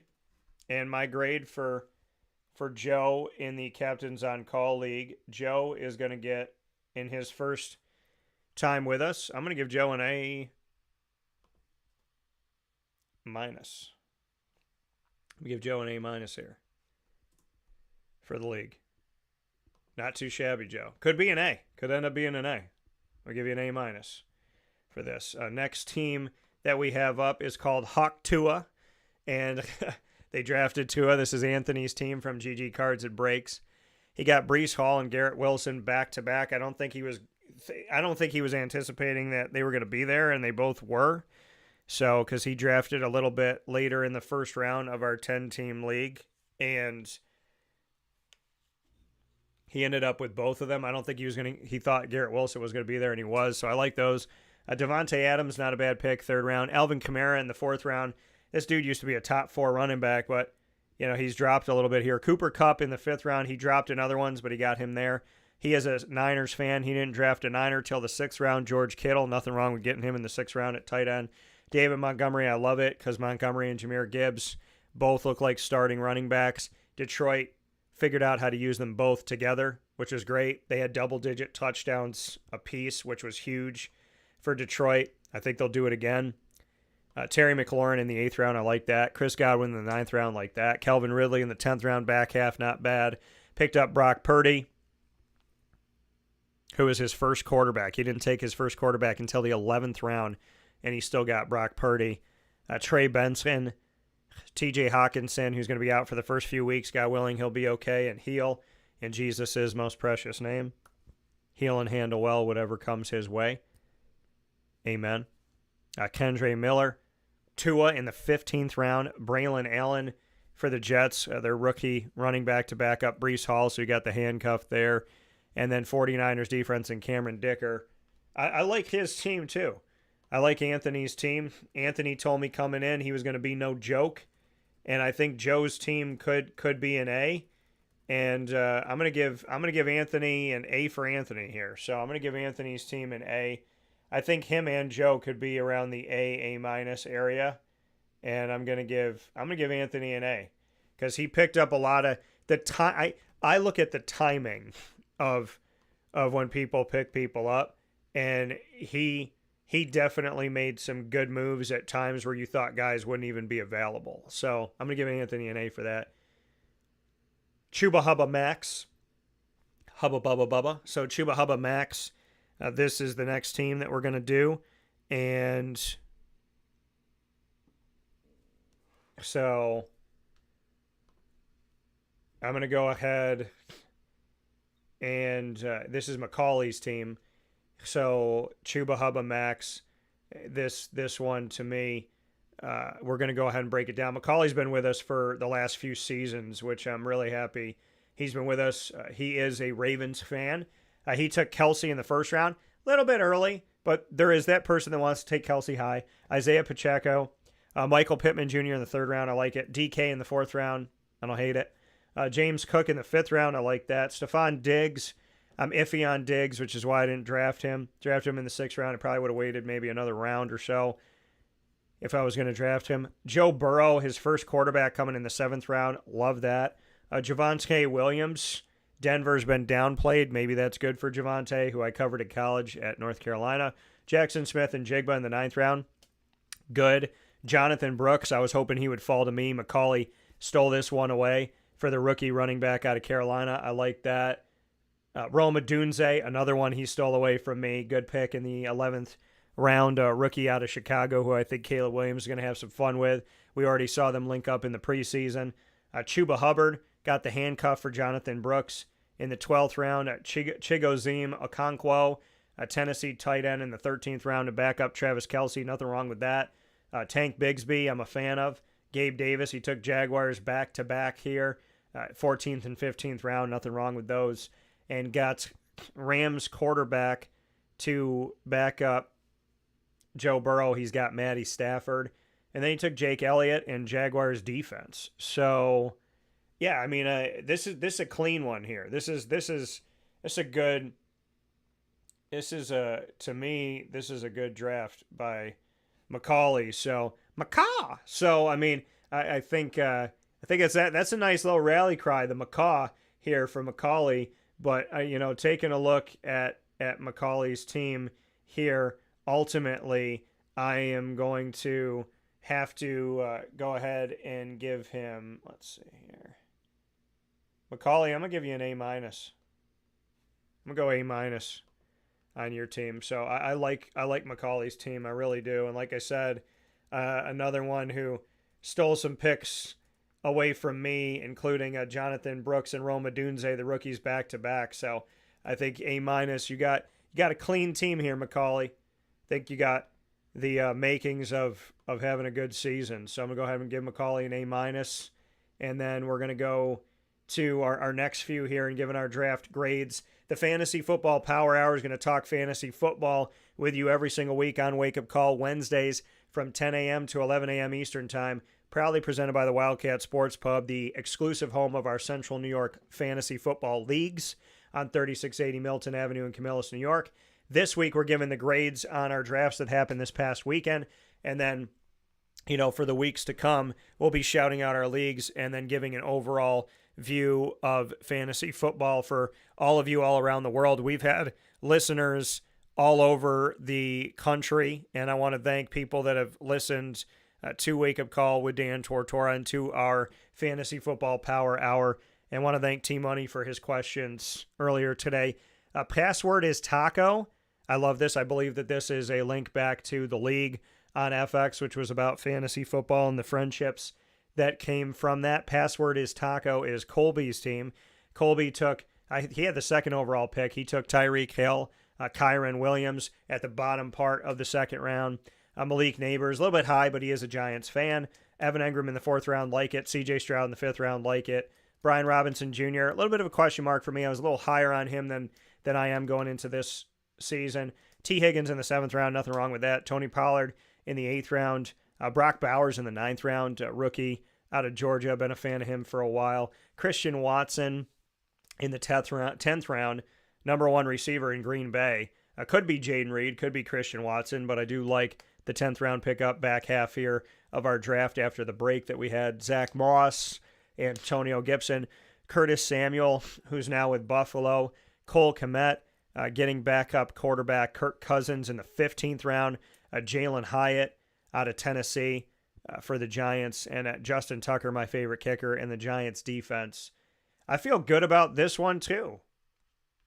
I feel like y'all, drafted really, really well. And so, Colby, my grade for you is going to mirror some of the other grades that I put in this Captains on Call League so far. Colby, you're going to get an A-. I like your picks, man. I like your picks, Colby. You did not waste having the 2nd overall pick, so good for you.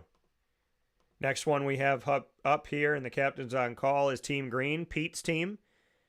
Bijan, and Zach drafted for Pete, so I'm going to, whatever grade I give, Zach, this is very much yours as well. Bijan, Chris Olave, Pete is a Bills fan. He got him Josh Allen in the 3rd round, which I think is a steal because I think he typically goes pretty high. Josh Jacobs in the 4th round, I like it. Debo in the 5th round, I like it, especially with the Brandon Ayuk issue going on. Jalen Waddle in the 6th round, fan of that. David Njoku in the 7th round, I like that too. Jalen Warren in the 8th round. Christian Kirk in the 9th round. The timing of these picks was really good. Gus Edwards in the 10th round. Dalton Schultz in the 11th round is a backup tight end to Njoku. He could be the starter between the two of them. Marquise Hollywood Brown in the 12th round. Ty Chandler in the 13th round. Not really sold on him, but a late round pick. Marshawn Lloyd, the rookie Green Bay running back, with A.J. Dillon being out. He's with Josh Jacobs. I think he could do some good things. Be a little bit of a home run hitter this season. Jared Goff in the 15th round. DeAndre Hopkins in the 16th. And then Harrison Butker in Chiefs defense. You know, Zach, you drafted really well for Pete. You really did. So this is Pete's grade, but it's kind of your grade here, Zach. And for Pete, this is one of my favorite teams that I've looked at. I'm giving Pete an A, which, Zach, that's your A. So Pete's A is your A. So Pete wins a championship. Either you get a year of free eating at Mother's Cupboard, or your name gets to be put on the trophy. Silence of the Lamb.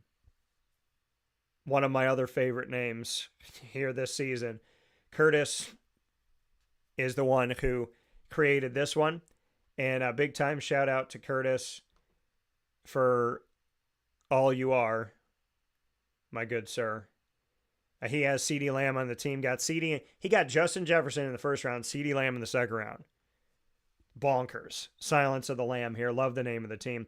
Kenneth Walker in the 3rd round. Derrick Henry in the 4th round. Big steal. Dalton Kincaid in the 5th round. Another steal. Zamir White, I like him. 6th round. That's good energy. Jordan Love as his first quarterback. 7th round. Deontay Johnson now in Carolina. Devin Singletary, not sold, but a 9th round pick. Keon Coleman, the arguable number 1 receiver in Buffalo, if it's not tight end Dalton Kincaid. He got Keon in the 10th round, rookie out of Florida State. Then he got Kyler Murray in the 11th round, Brian Thomas Jr. in the 12th, Jaleel McLaughlin, who he's high on, got him in the 13th round, rookie Denver running back. He'll be back there with Javonte Williams. I'm sure he'll get some of the carries. Jaleel could take over. Jerry Jeudy, now in Cleveland, former Bronco. Luke Musgrave, tight end to back up Dalton Kincaid out of Green Bay. Xavier Legette, rookie Carolina, wide receiver. Brandon Aubrey, Dallas kicker. And Steelers defense. It's a good team. That's a really good team. Like, honestly, the guys that I gave A- to in this league, I can arguably give, like, the A's and the A-, I could potentially give like an A+.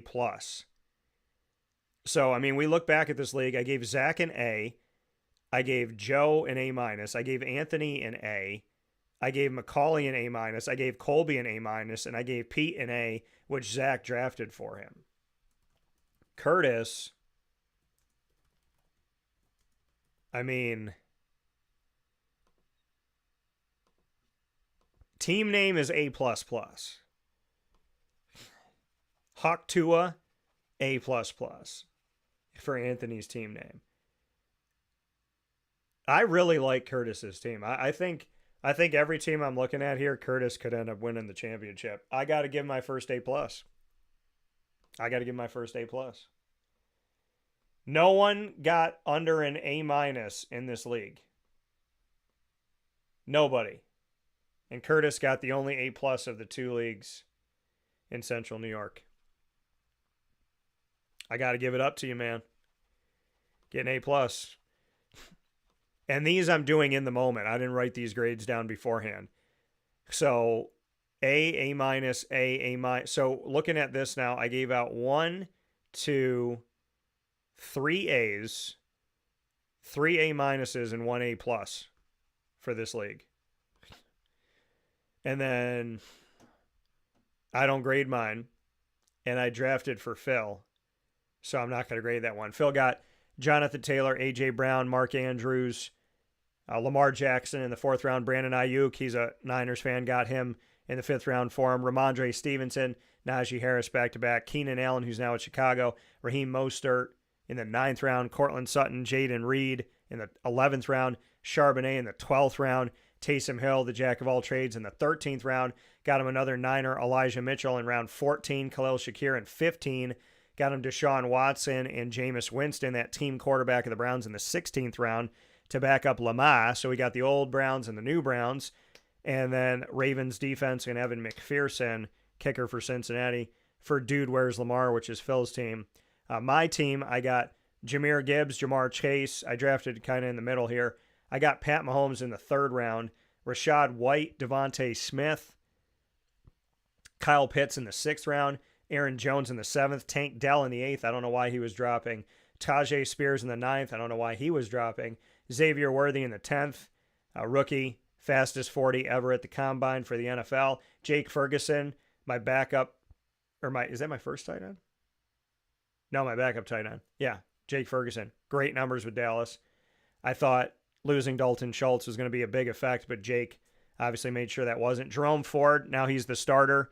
We didn't know that when we were drafting, but I got him in the 12th round. Jamison Williams in the 13th round. I needed another wide receiver. Not mad about that. Hopefully he stays healthy and stops gambling. Blake Corum, Rams rookie running back. Excited about what he can do. Got his rookie card from GG Cards and Breaks. I got Bo Nix because I'm high on Bo and made some predictions on Bo. I'll make them again publicly this week, so you can soundbite it if you want to, but I've already made them. I'll make it again. So I got Bo Nix to back up Pat Mahomes, and Khalil Herbert in the 16th round, Bears starting running back from Virginia, covered him there. And then Jets defense and Jake Moody, San Francisco kicker. So, I'm happy with mine, but like I said, I don't grade mine. So, because I don't think that's fair. So y'all can grade mine if you like to. We're going to take a step aside. This has been the Fantasy Football Power Hour 2024 draft grades. We'll make a couple notes on what's going on in the NFL right before we wrap things up for this edition of the Fantasy Football Power Hour, proudly presented by the Wildcat Sports Pub on Wake Up Call. Head to the Wildcat on 3680 Milton Avenue in Camillus, New York, 7 days a week, and obviously to watch all these games.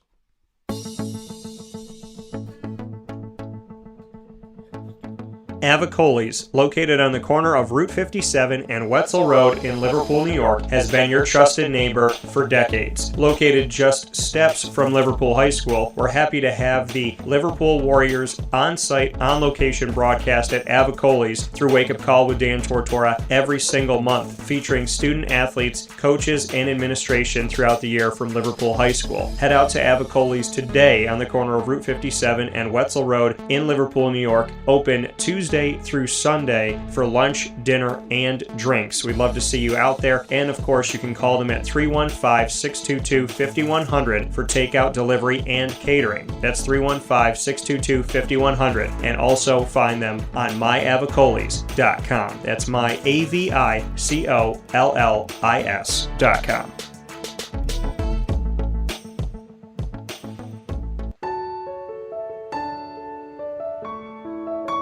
Having peace of mind when you're out of town that your furry-loving friend is safe and sound means taking them to Canine Campground, because we all know that when it comes to the love of our pets, it goes well beyond the call of duty to make sure they're safe and sound. Right, Lily? So take a ride to 242 Johnson Street in East Syracuse, New York, and see Canine Campground and where your dog will be staying, in the classic cabin, the executive cabin, the grand cabin, or of course the luxury cabin, because if you know Lily, you know she loves luxury. Now you don't have to wait to the last minute to find a family member or a friend that'll take your dog for a few days.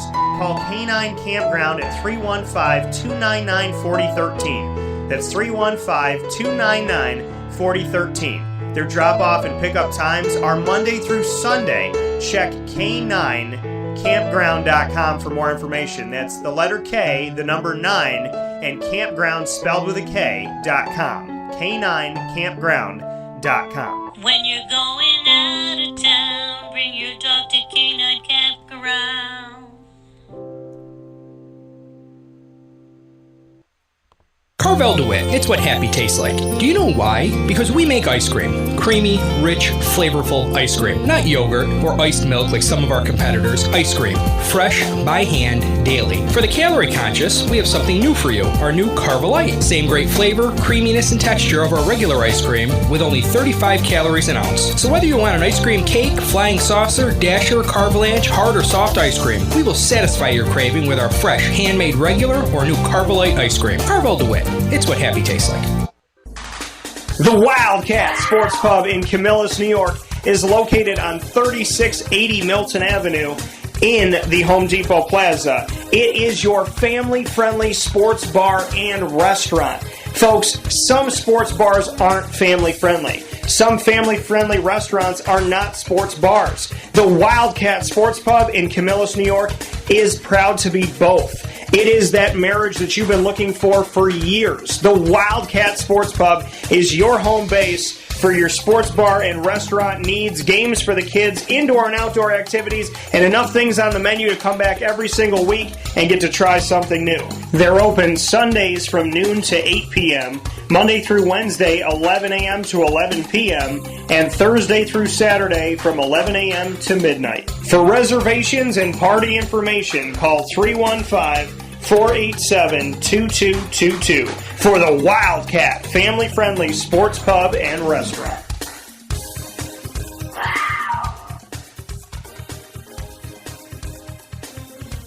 GG Cards and Breaks. Like, comment, subscribe.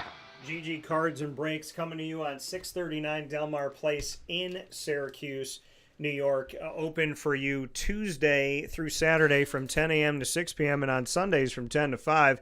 You can head out to GG Cards and Breaks and find so many different things that they have to offer in the sports card and trading card world. Disney Lorcana, Yu-Gi-Oh!, Pokemon, as well as Magic the Gathering, on top of hockey, basketball, baseball, football, soccer, all sport, AEW, UFC. They have so many different things: singles, packs, boxes, graded cards. They have relic cards with jersey patches and pieces of bats. They also have cards that might be 1 of 1 or 3 of 3 or out of 25 in the world or 75 in the world. They have rookie patch autos, aka RPAs. So many awesome, cool things, and it changes all the time. So if you go in on a Tuesday and then you go back on a Thursday, there could be 4 things you're looking at that are gone. There could be 10 new things that came in. You never know what they're going to have, and that's why you got to not only get out to GG Cards and Breaks today, but you got to go back, because collecting cards is something that's a ton of fun, and it's also part of the fun of collecting cards is the hunt, right? Is the hunt for the things that you're looking for and some of those unexpected surprises in all of the most positive ways. So head out to GG Cards and Breaks today. Join the hunt with wonderful people that care so very much about the community. Appreciate them tremendously. Shout out to Josh, Anthony, and the whole crew at GG Cards and Breaks, 639 Delmar Place in Syracuse, New York. And of course, go on to youtube.com/WakeUpCallDT and click subscribe, hit the notification bell, and our card break playlist is there, and all of our breaks with GG Cards and Breaks are available for you to watch in the library 24/7, and we've gotten some really good stuff, especially recently. So go and check those out, including an Xavier Worthy autograph, which was so awesome. So GG Cards and Breaks, Tuesday through Saturday, 10 a.m. to 6 p.m., Sundays 10 to 5, and of course, they are right on 639 Delmar Place in Syracuse, New York. With that being said, here on Wake Up Call with Dan Tortora, we appreciate you being here. I want to do a little run that we have here about the NFL roster cuts update for the 2024-25 season, if I may, because I'm an accredited member of the NFL media, and I want to thank the NFL for that. I appreciate the NFL for that. I think it should stand for something. I think it should mean something in the grand scheme of things, and I'm grateful to the NFL. So NFL roster cuts update for the 2024-25 season here inside of the Fantasy Football Power Hour, proudly presented by the fantastic team at the Wildcat Sports Pub on 3680 Milton Avenue in Camillus, New York. Let's hop into this. I'm going to go through the AFC, and then we'll go through the NFC, and I'm going to mention some notable cuts here. In the AFC East, the Buffalo Bills cut Anthony Brown, who I knew through his recruitment, a quarterback. Ben DiNucci, not from a team that I covered, the Pitt Panthers. Frank Gore Jr., running back, was cut by the Buffalo Bills. Deion Kane, who I knew from Clemson, he was cut at wide receiver. KJ Hamler, who came over from the Broncos, he was cut at wide receiver. And then they had Kingsley Jonathan, defensive end of Syracuse Orange history. He spent the last couple seasons with Buffalo. He was with them in the beginning. Then he went to Chicago. Then he went back to Buffalo. He was at Buffalo all last year. Kingsley was part of the roster cuts, which is really hard to see. Safety Kareem Jackson as well.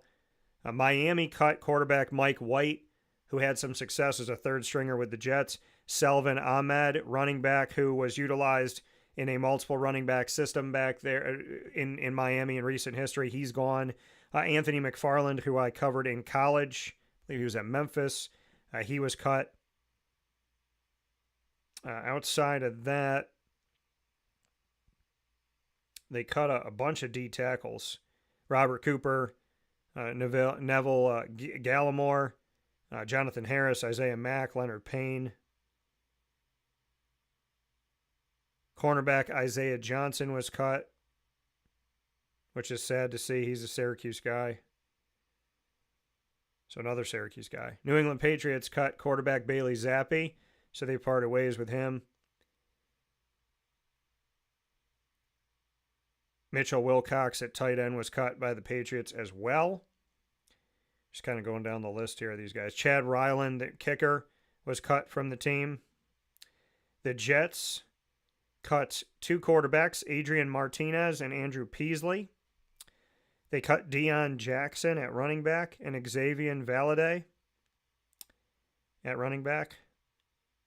Isaiah Winstead at wide receiver was cut. They cut four tight ends, Anthony Ferkser, Neil Johnson, Zach Kuntz, and Lincoln Sefcik.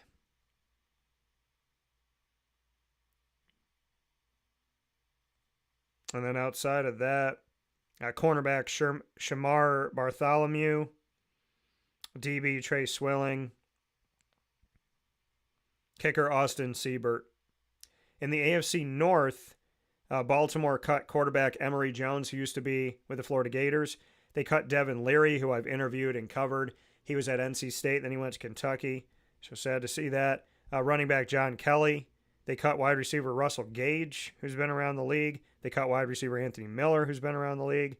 They cut tight end Kadir Ismail, who's the son of Kadri Ismail, who played for Syracuse and went on to play for the Ravens and win a Super Bowl with them. So I'm very sad to see Kadir, but hopefully he ends up somewhere or on the practice squad. Outside of that, punter Jack Browning was cut by the Ravens as well. The Cincinnati Bengals cut Logan Woodside at quarterback, who's been around the league. Kendrick Pryor at wide receiver. Andre Carter at D end. And I'm not obviously naming everybody. We'd be here for 17 hours, but I'm just letting you know some of the guys that I'm seeing here. The Cleveland Browns cut Deontay Foreman. They also, at running back, they cut wide receiver James Prochet, who I covered at SMU. And Chuck said wasn't Kadir in the CFL last year. He might have been. Might have been. Let me see.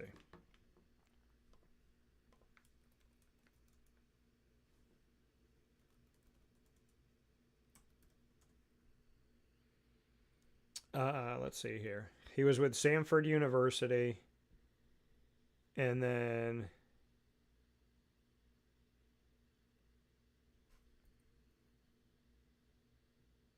he got an invitation to rookie minicamp Not seeing anything with the CFL.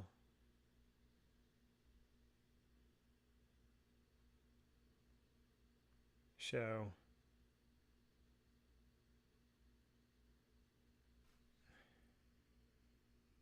yeah, I'm not seeing anything here with the.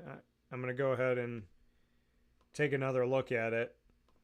I appreciate the message that came in here. I don't think he was, because he was on the roster for Sanford in 2023, so that would have been 2023-24. So Cleveland, other notables, guard Zach Johnson was let go. Landon Honeycutt at linebacker, Caleb Johnson at linebacker, who I believe came from the Jaguars. Pittsburgh, John Rice Plumlee, he was let go at quarterback from UCF. LaMichael Pirine at running back was let go. Jonathan Ward was let go at running back. Des Fitzpatrick was let go at wide receiver. These are all for the Pittsburgh Steelers. Looking at some of these other names here. Marcus Haynes at linebacker was let go. Bunch of DBs were let go. Anthony Averett, Grayland Arnold, Kalen Barnes, Zion Gilbert, Thomas Graham Jr., Kyler McMichael, Nathan Meadors, and Keandre Thomas. Kicker Matthew Wright was also let go by the Steelers. In the AFC South, quarterback Tim Boyle was let go. Jawar Jordan Jr., who they drafted, who was at Syracuse and then Louisville. Sad to see this because he's somebody that I've interviewed. I've been around. Sad to see Jawar Jordan. I thought he would have made sense with Houston. Maybe he'll be on the practice squad. Noah Brown, wide receiver, was let go. Quintez Cephas at wide receiver was let go. This is all for Houston. Giving you an update here around the league, who cut it down to 53 men on their roster earlier this week. Yesterday, I think they did. So the Indianapolis Colts, let's take a look here. Colts, Evan Hull at running back, let him go. Laquan Treadwell, who spent some time in Jacksonville, Colts let him go at wide receiver. Greg Ward Jr. was let go, former quarterback at Houston, who helped the Houston Cougars to win the first ever American Athletic Conference football championship, which was down in Houston against Temple. I was there. Still have the video of him kissing the trophy. Greg Ward Jr. was let go by the Colts. They also let go tight end Eric Tomlinson. Defensive end Jannard Avery. Defensive end Levi Bell, Derek Rivers, Titus Leo. They let go Ronnie Harrison at safety. Kicker Spencer Schrader, pardon me. Jacksonville Jaguars let go of CJ Beathard. I think that there was an injury settlement, I think, with that one is what I saw. Quarterback E.J. Perry, who they just brought in, they let him go. Jalen Jackson at running back, let him go. Josh Cephas, who I covered at UTSA, they let him go at wide receiver. Elijah Cooks, who they had last year, they let him go. Denzel Mims, who they brought in at receiver, they let him go. Blake Hance on the offensive line, they let him go. Tyler Shatley, who they had re-signed, they let him go on the offensive line. That, to me, is sad. Breland Speaks at defensive end, let him go. It just brought him in. Tavon Campbell at cornerback, let him go. Trey Flowers at corner, let him go. DB Terrell Edmonds is gone now, too, at defensive back. Tennessee got rid of Hassan Haskins, who they drafted a couple years ago at running back. They also... They let a bunch of some offensive linemen go here. They got rid of JoJo Damon, Michael Jones from Syracuse at linebacker for Tennessee. He got let go. So unfortunately, a bunch of Syracuse players were part of the final cuts here. In the AFC West, Samaje Perine, running back for the Broncos, he was let go. Used to be a starter. Wide receiver Lil Jordan Humphrey got let go. Tim Patrick at wide receiver got let go. some notables here that can help you with fantasy as well. Punter Trenton Gill's gone. Quentin Newsome at cornerback's gone. Kansas City let go of quarterback Ian Book, who was with the New Orleans Saints after playing at Notre Dame. God willing, he links up somewhere for all these guys, really. Justin Ross for Kansas City. He was let go at wide receiver. Kadarius Toney was let go at wide receiver, a former higher pick by the Giants out of Go Gators, Florida. Bunch of defensive players, long list of defensive players. Safety Deion Bush, cornerback DJ Miller, Kelvin Joseph at corner, Miles Battle at corner.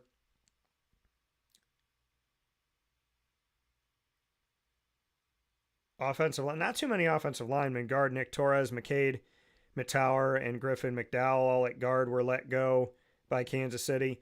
The Raiders let go of Nathan Peterman at quarterback. And center Will Putnam. Dalton Wagner on the offensive line, offensive tackle.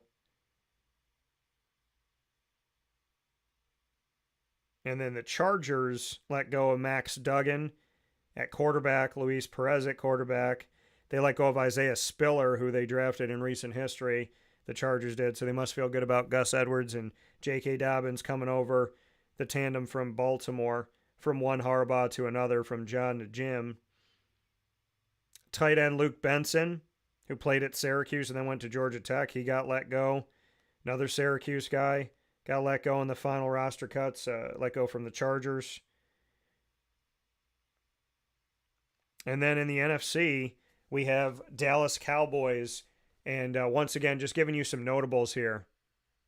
No worries, Chuck, whatsoever, man. No worries at all.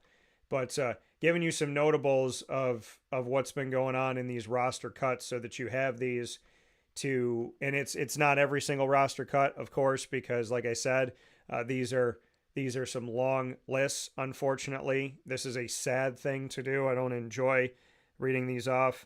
Snoop Connor, for whatever reason, the Cowboys and the Jaguars have players that go back and forth between the two of them. Snoop Connor was drafted by Jacksonville, let go, went to Dallas, let go by them. They let go of Royce Freeman, Malik Davis.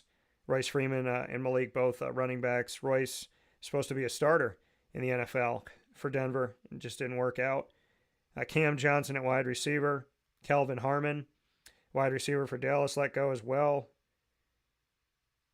They let go of a ton of linebackers. Darius Harris, Willie Harvey, Jason Johnson, Brock Mogensen, Nick Vigil, as well as Damian Wilson. Sheldrick Redwine, who I covered in his recruitment and went to the Miami Hurricanes. He was let go at DB, originally drafted by the Browns. The New York Giants let go of Josh Kelly, who was originally with, I want to say he was with the Chargers at running back. They also let go of Miles Boykin at wide receiver for the Giants, used to be a Cowboy. Isaiah Hodgins at wide receiver. Allen Robinson at wide receiver. He was one of the top guys out of Penn State. And so sad story for him. Hopefully he'll catch on somewhere. Cornerbacks Christian Holmes and Darnay Holmes both gone from the Giants. Kicker Jude McAdamney is gone. Philadelphia Eagles let go of Will Greer, who spent some time with the Gators at Florida. Kendall Milton at running back is gone. Lou Nichols III is gone at running back for the Eagles. They also got rid of wide receiver Jacob Harris, wide receiver John Ross. Tight end Amani Rogers, tight end who used to be a starter for the Bengals, CJ Uzuma. Offensive lineman Nick Gates, Matt Hennessy, Jason Poe, Gottlieb, Ayedzi, Brett Toth. Center Dylan McMahon's gone from the team. Good on the defensive side. Cornerback Zach McPherson. Mekhi Garner at DB. The Washington Commanders let go of Sam Hartman, who I covered in college, who was with Wake Forest forever and then Notre Dame. They also got rid of quarterback Trace McSorley in Washington. They let go of Martavius Bryant at wide receiver, who used to be with the Steelers and the Cowboys. Julian Good-Jones, offensive lineman, Commanders let him go in their roster cuts. They also let go of kicker Riley Patterson, who I covered at Memphis and at Jacksonville. God bless him. I know he's got a strong faith. I pray everything works out for him too. In the NFC North, Chicago got rid of quarterback Brett Ripien, Kari Blasingame at fullback, Colin Johnson, who used to be a Jaguar, at wide receiver, is gone from Chicago. Carl Jones at linebacker is gone. Quindell Johnson from Chicago is gone at DB. Douglas Coleman III. Tavarius Moore at DB is also gone. Punter Corliss Waitman, long snapper Cameron Lyons, all gone from the Bears. Speaking of the Lions, Detroit cut Jake Fromm and Nate Sudfeld at quarterback. Jamar Jefferson was cut at running back, who they drafted a couple of years ago. Donovan Peoples-Jones, wide receiver, has been cut by Detroit, used to be with Cleveland. Jamarco Jones at offensive tackle. Malik Jefferson at linebacker. Morris Norris at safety. Long snapper Scott Daly, all gone from Detroit. Green Bay cut Sean Clifford, who they had drafted. They cut Michael Pratt, who they drafted in the 7th round out of Tulane, who helped lead the Green Wave to beat who would become the number 1 overall pick this year, USC. USC is Caleb Williams. He got cut. I'm sad to see that. I hope he ends up somewhere or on the practice squad. I don't think that it's a good fit for him to be in Green Bay. Hopefully he showed enough for one of the other 31 teams to pick him up. Same for Sean Clifford. They got rid of bunch of defensive linemen in Green Bay. Deslin Alexander, who I covered in college, DN. Kickers Alex Hale and Anders Carlson, both gone from Green Bay. Minnesota got rid of Matt Corral, who's never caught on. Got drafted by Carolina, was hurt immediately, and now he's gone from Minnesota. God willing, he'll catch on somewhere. Mohamed Ibrahim was let go from Minnesota at running back. I covered his team in college as well. Myles Gaskin, who is with Miami, he was cut from Minnesota at running back. They also cut Justin Hall at receiver. And Keel Harry at tight end was cut from Minnesota. Defensive tackle James Lynch. I know somebody named James Lynch. And I hope you never, and I would never cut you, James. So, punter Seth Vernon cut from Minnesota. In the NFC South, the Atlanta Falcons cut really no running backs, wide receivers, or quarterback that's a household name here. Kind of just looking down their list. Linebacker Story Jackson. Safety Lucas Dennis. Not really a lot to write home about. Offensively, not guys that you'd be like, wow, Atlanta's doing that. I think Atlanta's going to have a pretty good year. Carolina cut quarterback Jack Plummer.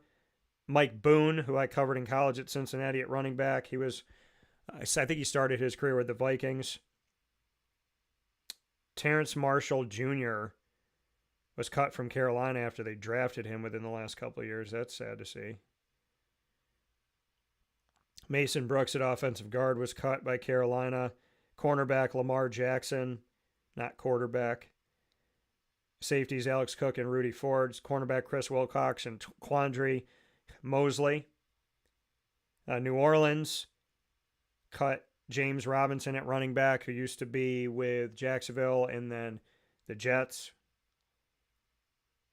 Equinemius St. Brown, who came from Notre Dame, was cut by the Saints at wide receiver. The Saints also cut a bunch of safeties.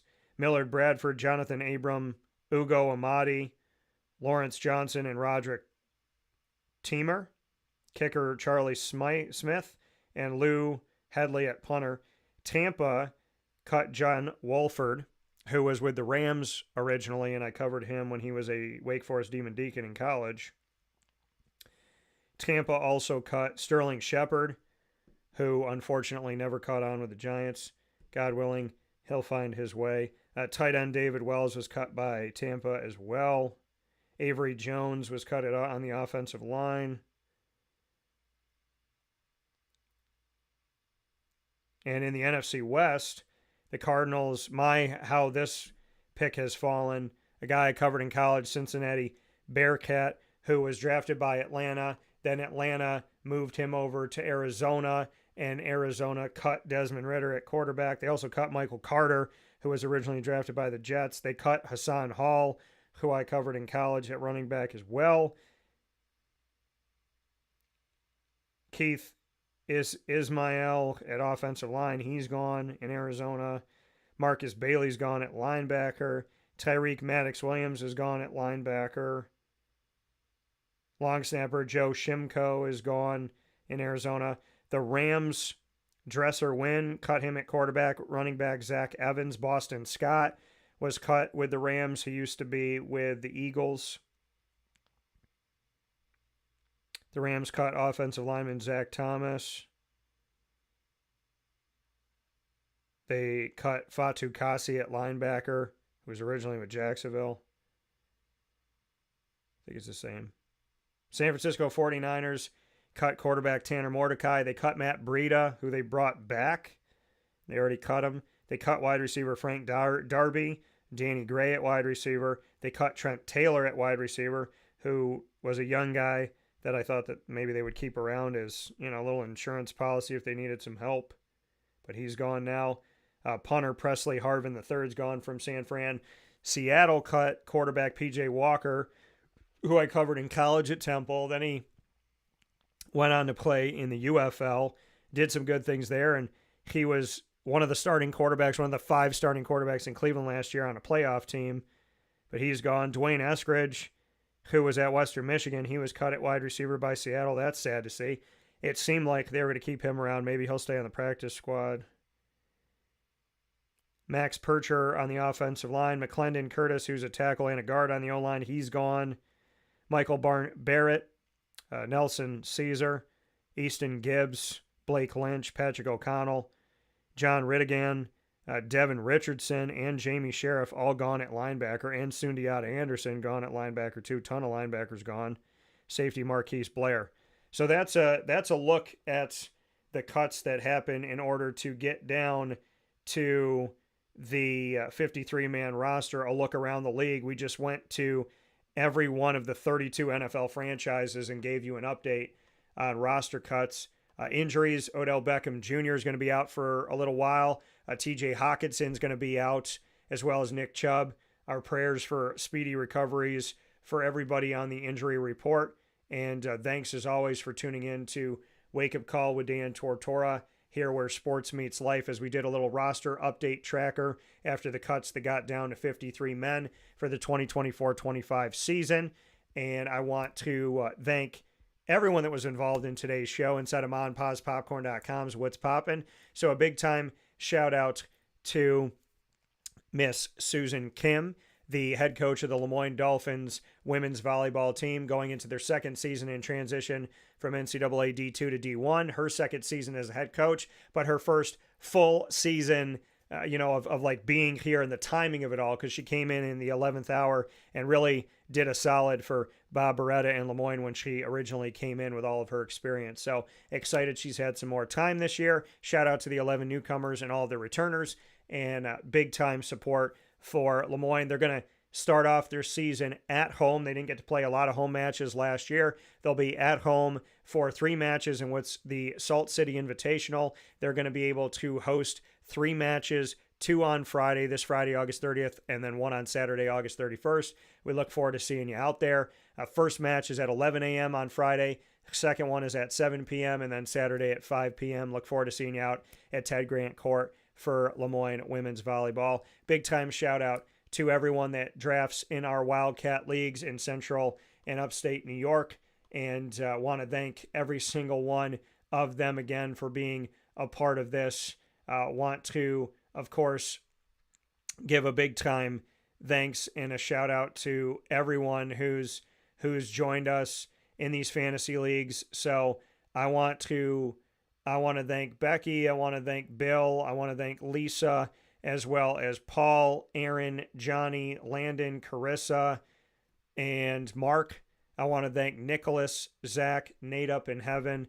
I want to thank Joe, Anthony, Macaulay, Phil, Colby, Pete, Curtis for joining us for these Central New York leagues that exclusively draft and call the Wildcat Sports Pub home on 3680 Milton Avenue in Camillus, New York. Make sure you go out and see them. I hope you all enjoyed your draft grades. I didn't give anybody under a B-. So, and that wasn't to butter anybody up. These draft grades were made live to the world. I was making them in the moment, instantaneously, looking back on the picks that obviously I was live on site for at the Wildcat as your commissioner. And big time shout out to all of you for watching and listening and hanging out with us. We appreciate you around the country and the world on youtube.com and facebook.com, both /WakeUpCallDT, and on wakeupcalldt.podbean.com, Monday through Friday from 9 a.m. to 11 a.m. Eastern Time. Under promise and over deliver, as we've been hanging out with you a little bit longer here, and always appreciate having you here with us on Wake Up Call. Of course, you can find us on Amazon Music, Audible, iHeartRadio, iTunes, and Apple Podcasts, Player FM, Podbean, Podchaser.com, Podvine, Spotify, TuneIn, and YouTube. All you have to do is search Wake Up Call with Dan Tortora, or one word, Wake Up Call DT, and we'll be adding, of course, stuff from today, and there's other things that are new that you can go and check out on all of these awesome platforms. A big time thanks to our incredible team in Central and Upstate New York. Please go and visit them. Carvel DeWitt, the Wildcat Sports Pub, Canine Camp Dog Daycare, Chick-fil-A Cicero, Canine Campground Dog Boarding, Avicoli's, Ma and Pa's at the fair right now, and then they'll be back at their Liverpool location after the fair, but go see them at the fair now through September 2nd, which is Labor Day. Brian's Landing, GG Cards and Breaks, Mother's Cupboard, Pizza Man, Great Lakes Honda City, and Servomation Refreshments, which is revitalizing and reimagining what it's like to vend. Their kitchen is incredible. They have a chef in the kitchen, a massive kitchen, putting together all of these things that end up in your vending machines at work and at schools and colleges and universities. So shout out to Servomation for doing things differently with vending, for not having that tuna salad that's been rotating in a vending machine for 3 months, but to actually have fresh product that's going in there, and very unique things that I never saw when I went to my break room growing up. So big time shout out to Servomation. Find out more at servomation.com. And of course, we are the exclusive multimedia marketing partner of your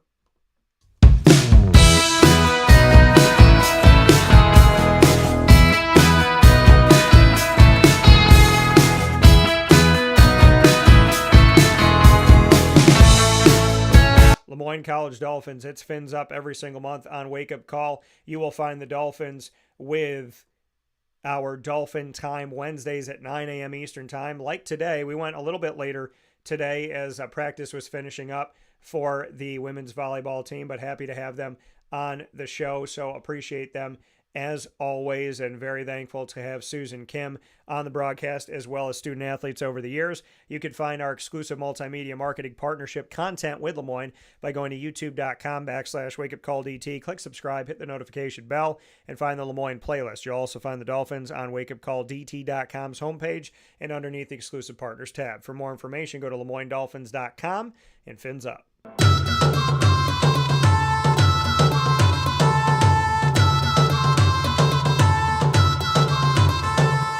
The Bryan and Stratton College Bobcats of Syracuse are exclusive multimedia marketing partners with Wake Up Call with Dan Tortora. Find your Bobcats every single month in the Bobcat Buzz, putting a spotlight on the Bobcats that you will only find on Wake Up Call with Dan Tortora. The unique Bryan and Stratton College of Syracuse experience gives you 2 campuses, one on James Street up the road from downtown Syracuse, and also in right off of Route 57 in Liverpool, across the street from Avicoli's, so you know you'll be eating good. They create opportunities that you can't find in other places, including when it comes to, if you have eligibility left, you have a greater opportunity, right? You might be 25 years old, but you have eligibility left and you can play basketball. So you go and try out for the team and you have the chance of going there. They can also play NCAA Division 1, 2, and 3 teams in this USCAA atmosphere. So they have unique scheduling, unique opportunities for student athletes, and a unique opportunity and great job placement and successful rates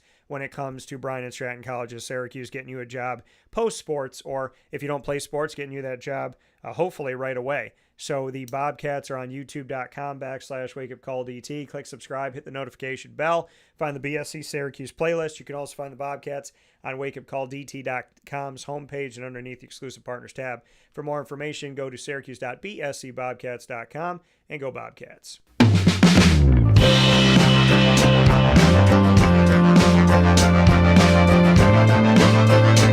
The Binghamton University Bearcats are exclusive multimedia marketing partners with Wake Up Call with Dan Tortora. You will find the Bearcats every Tuesday during Bearcat Time. That's Tuesdays at 10 a.m. Eastern Time worldwide.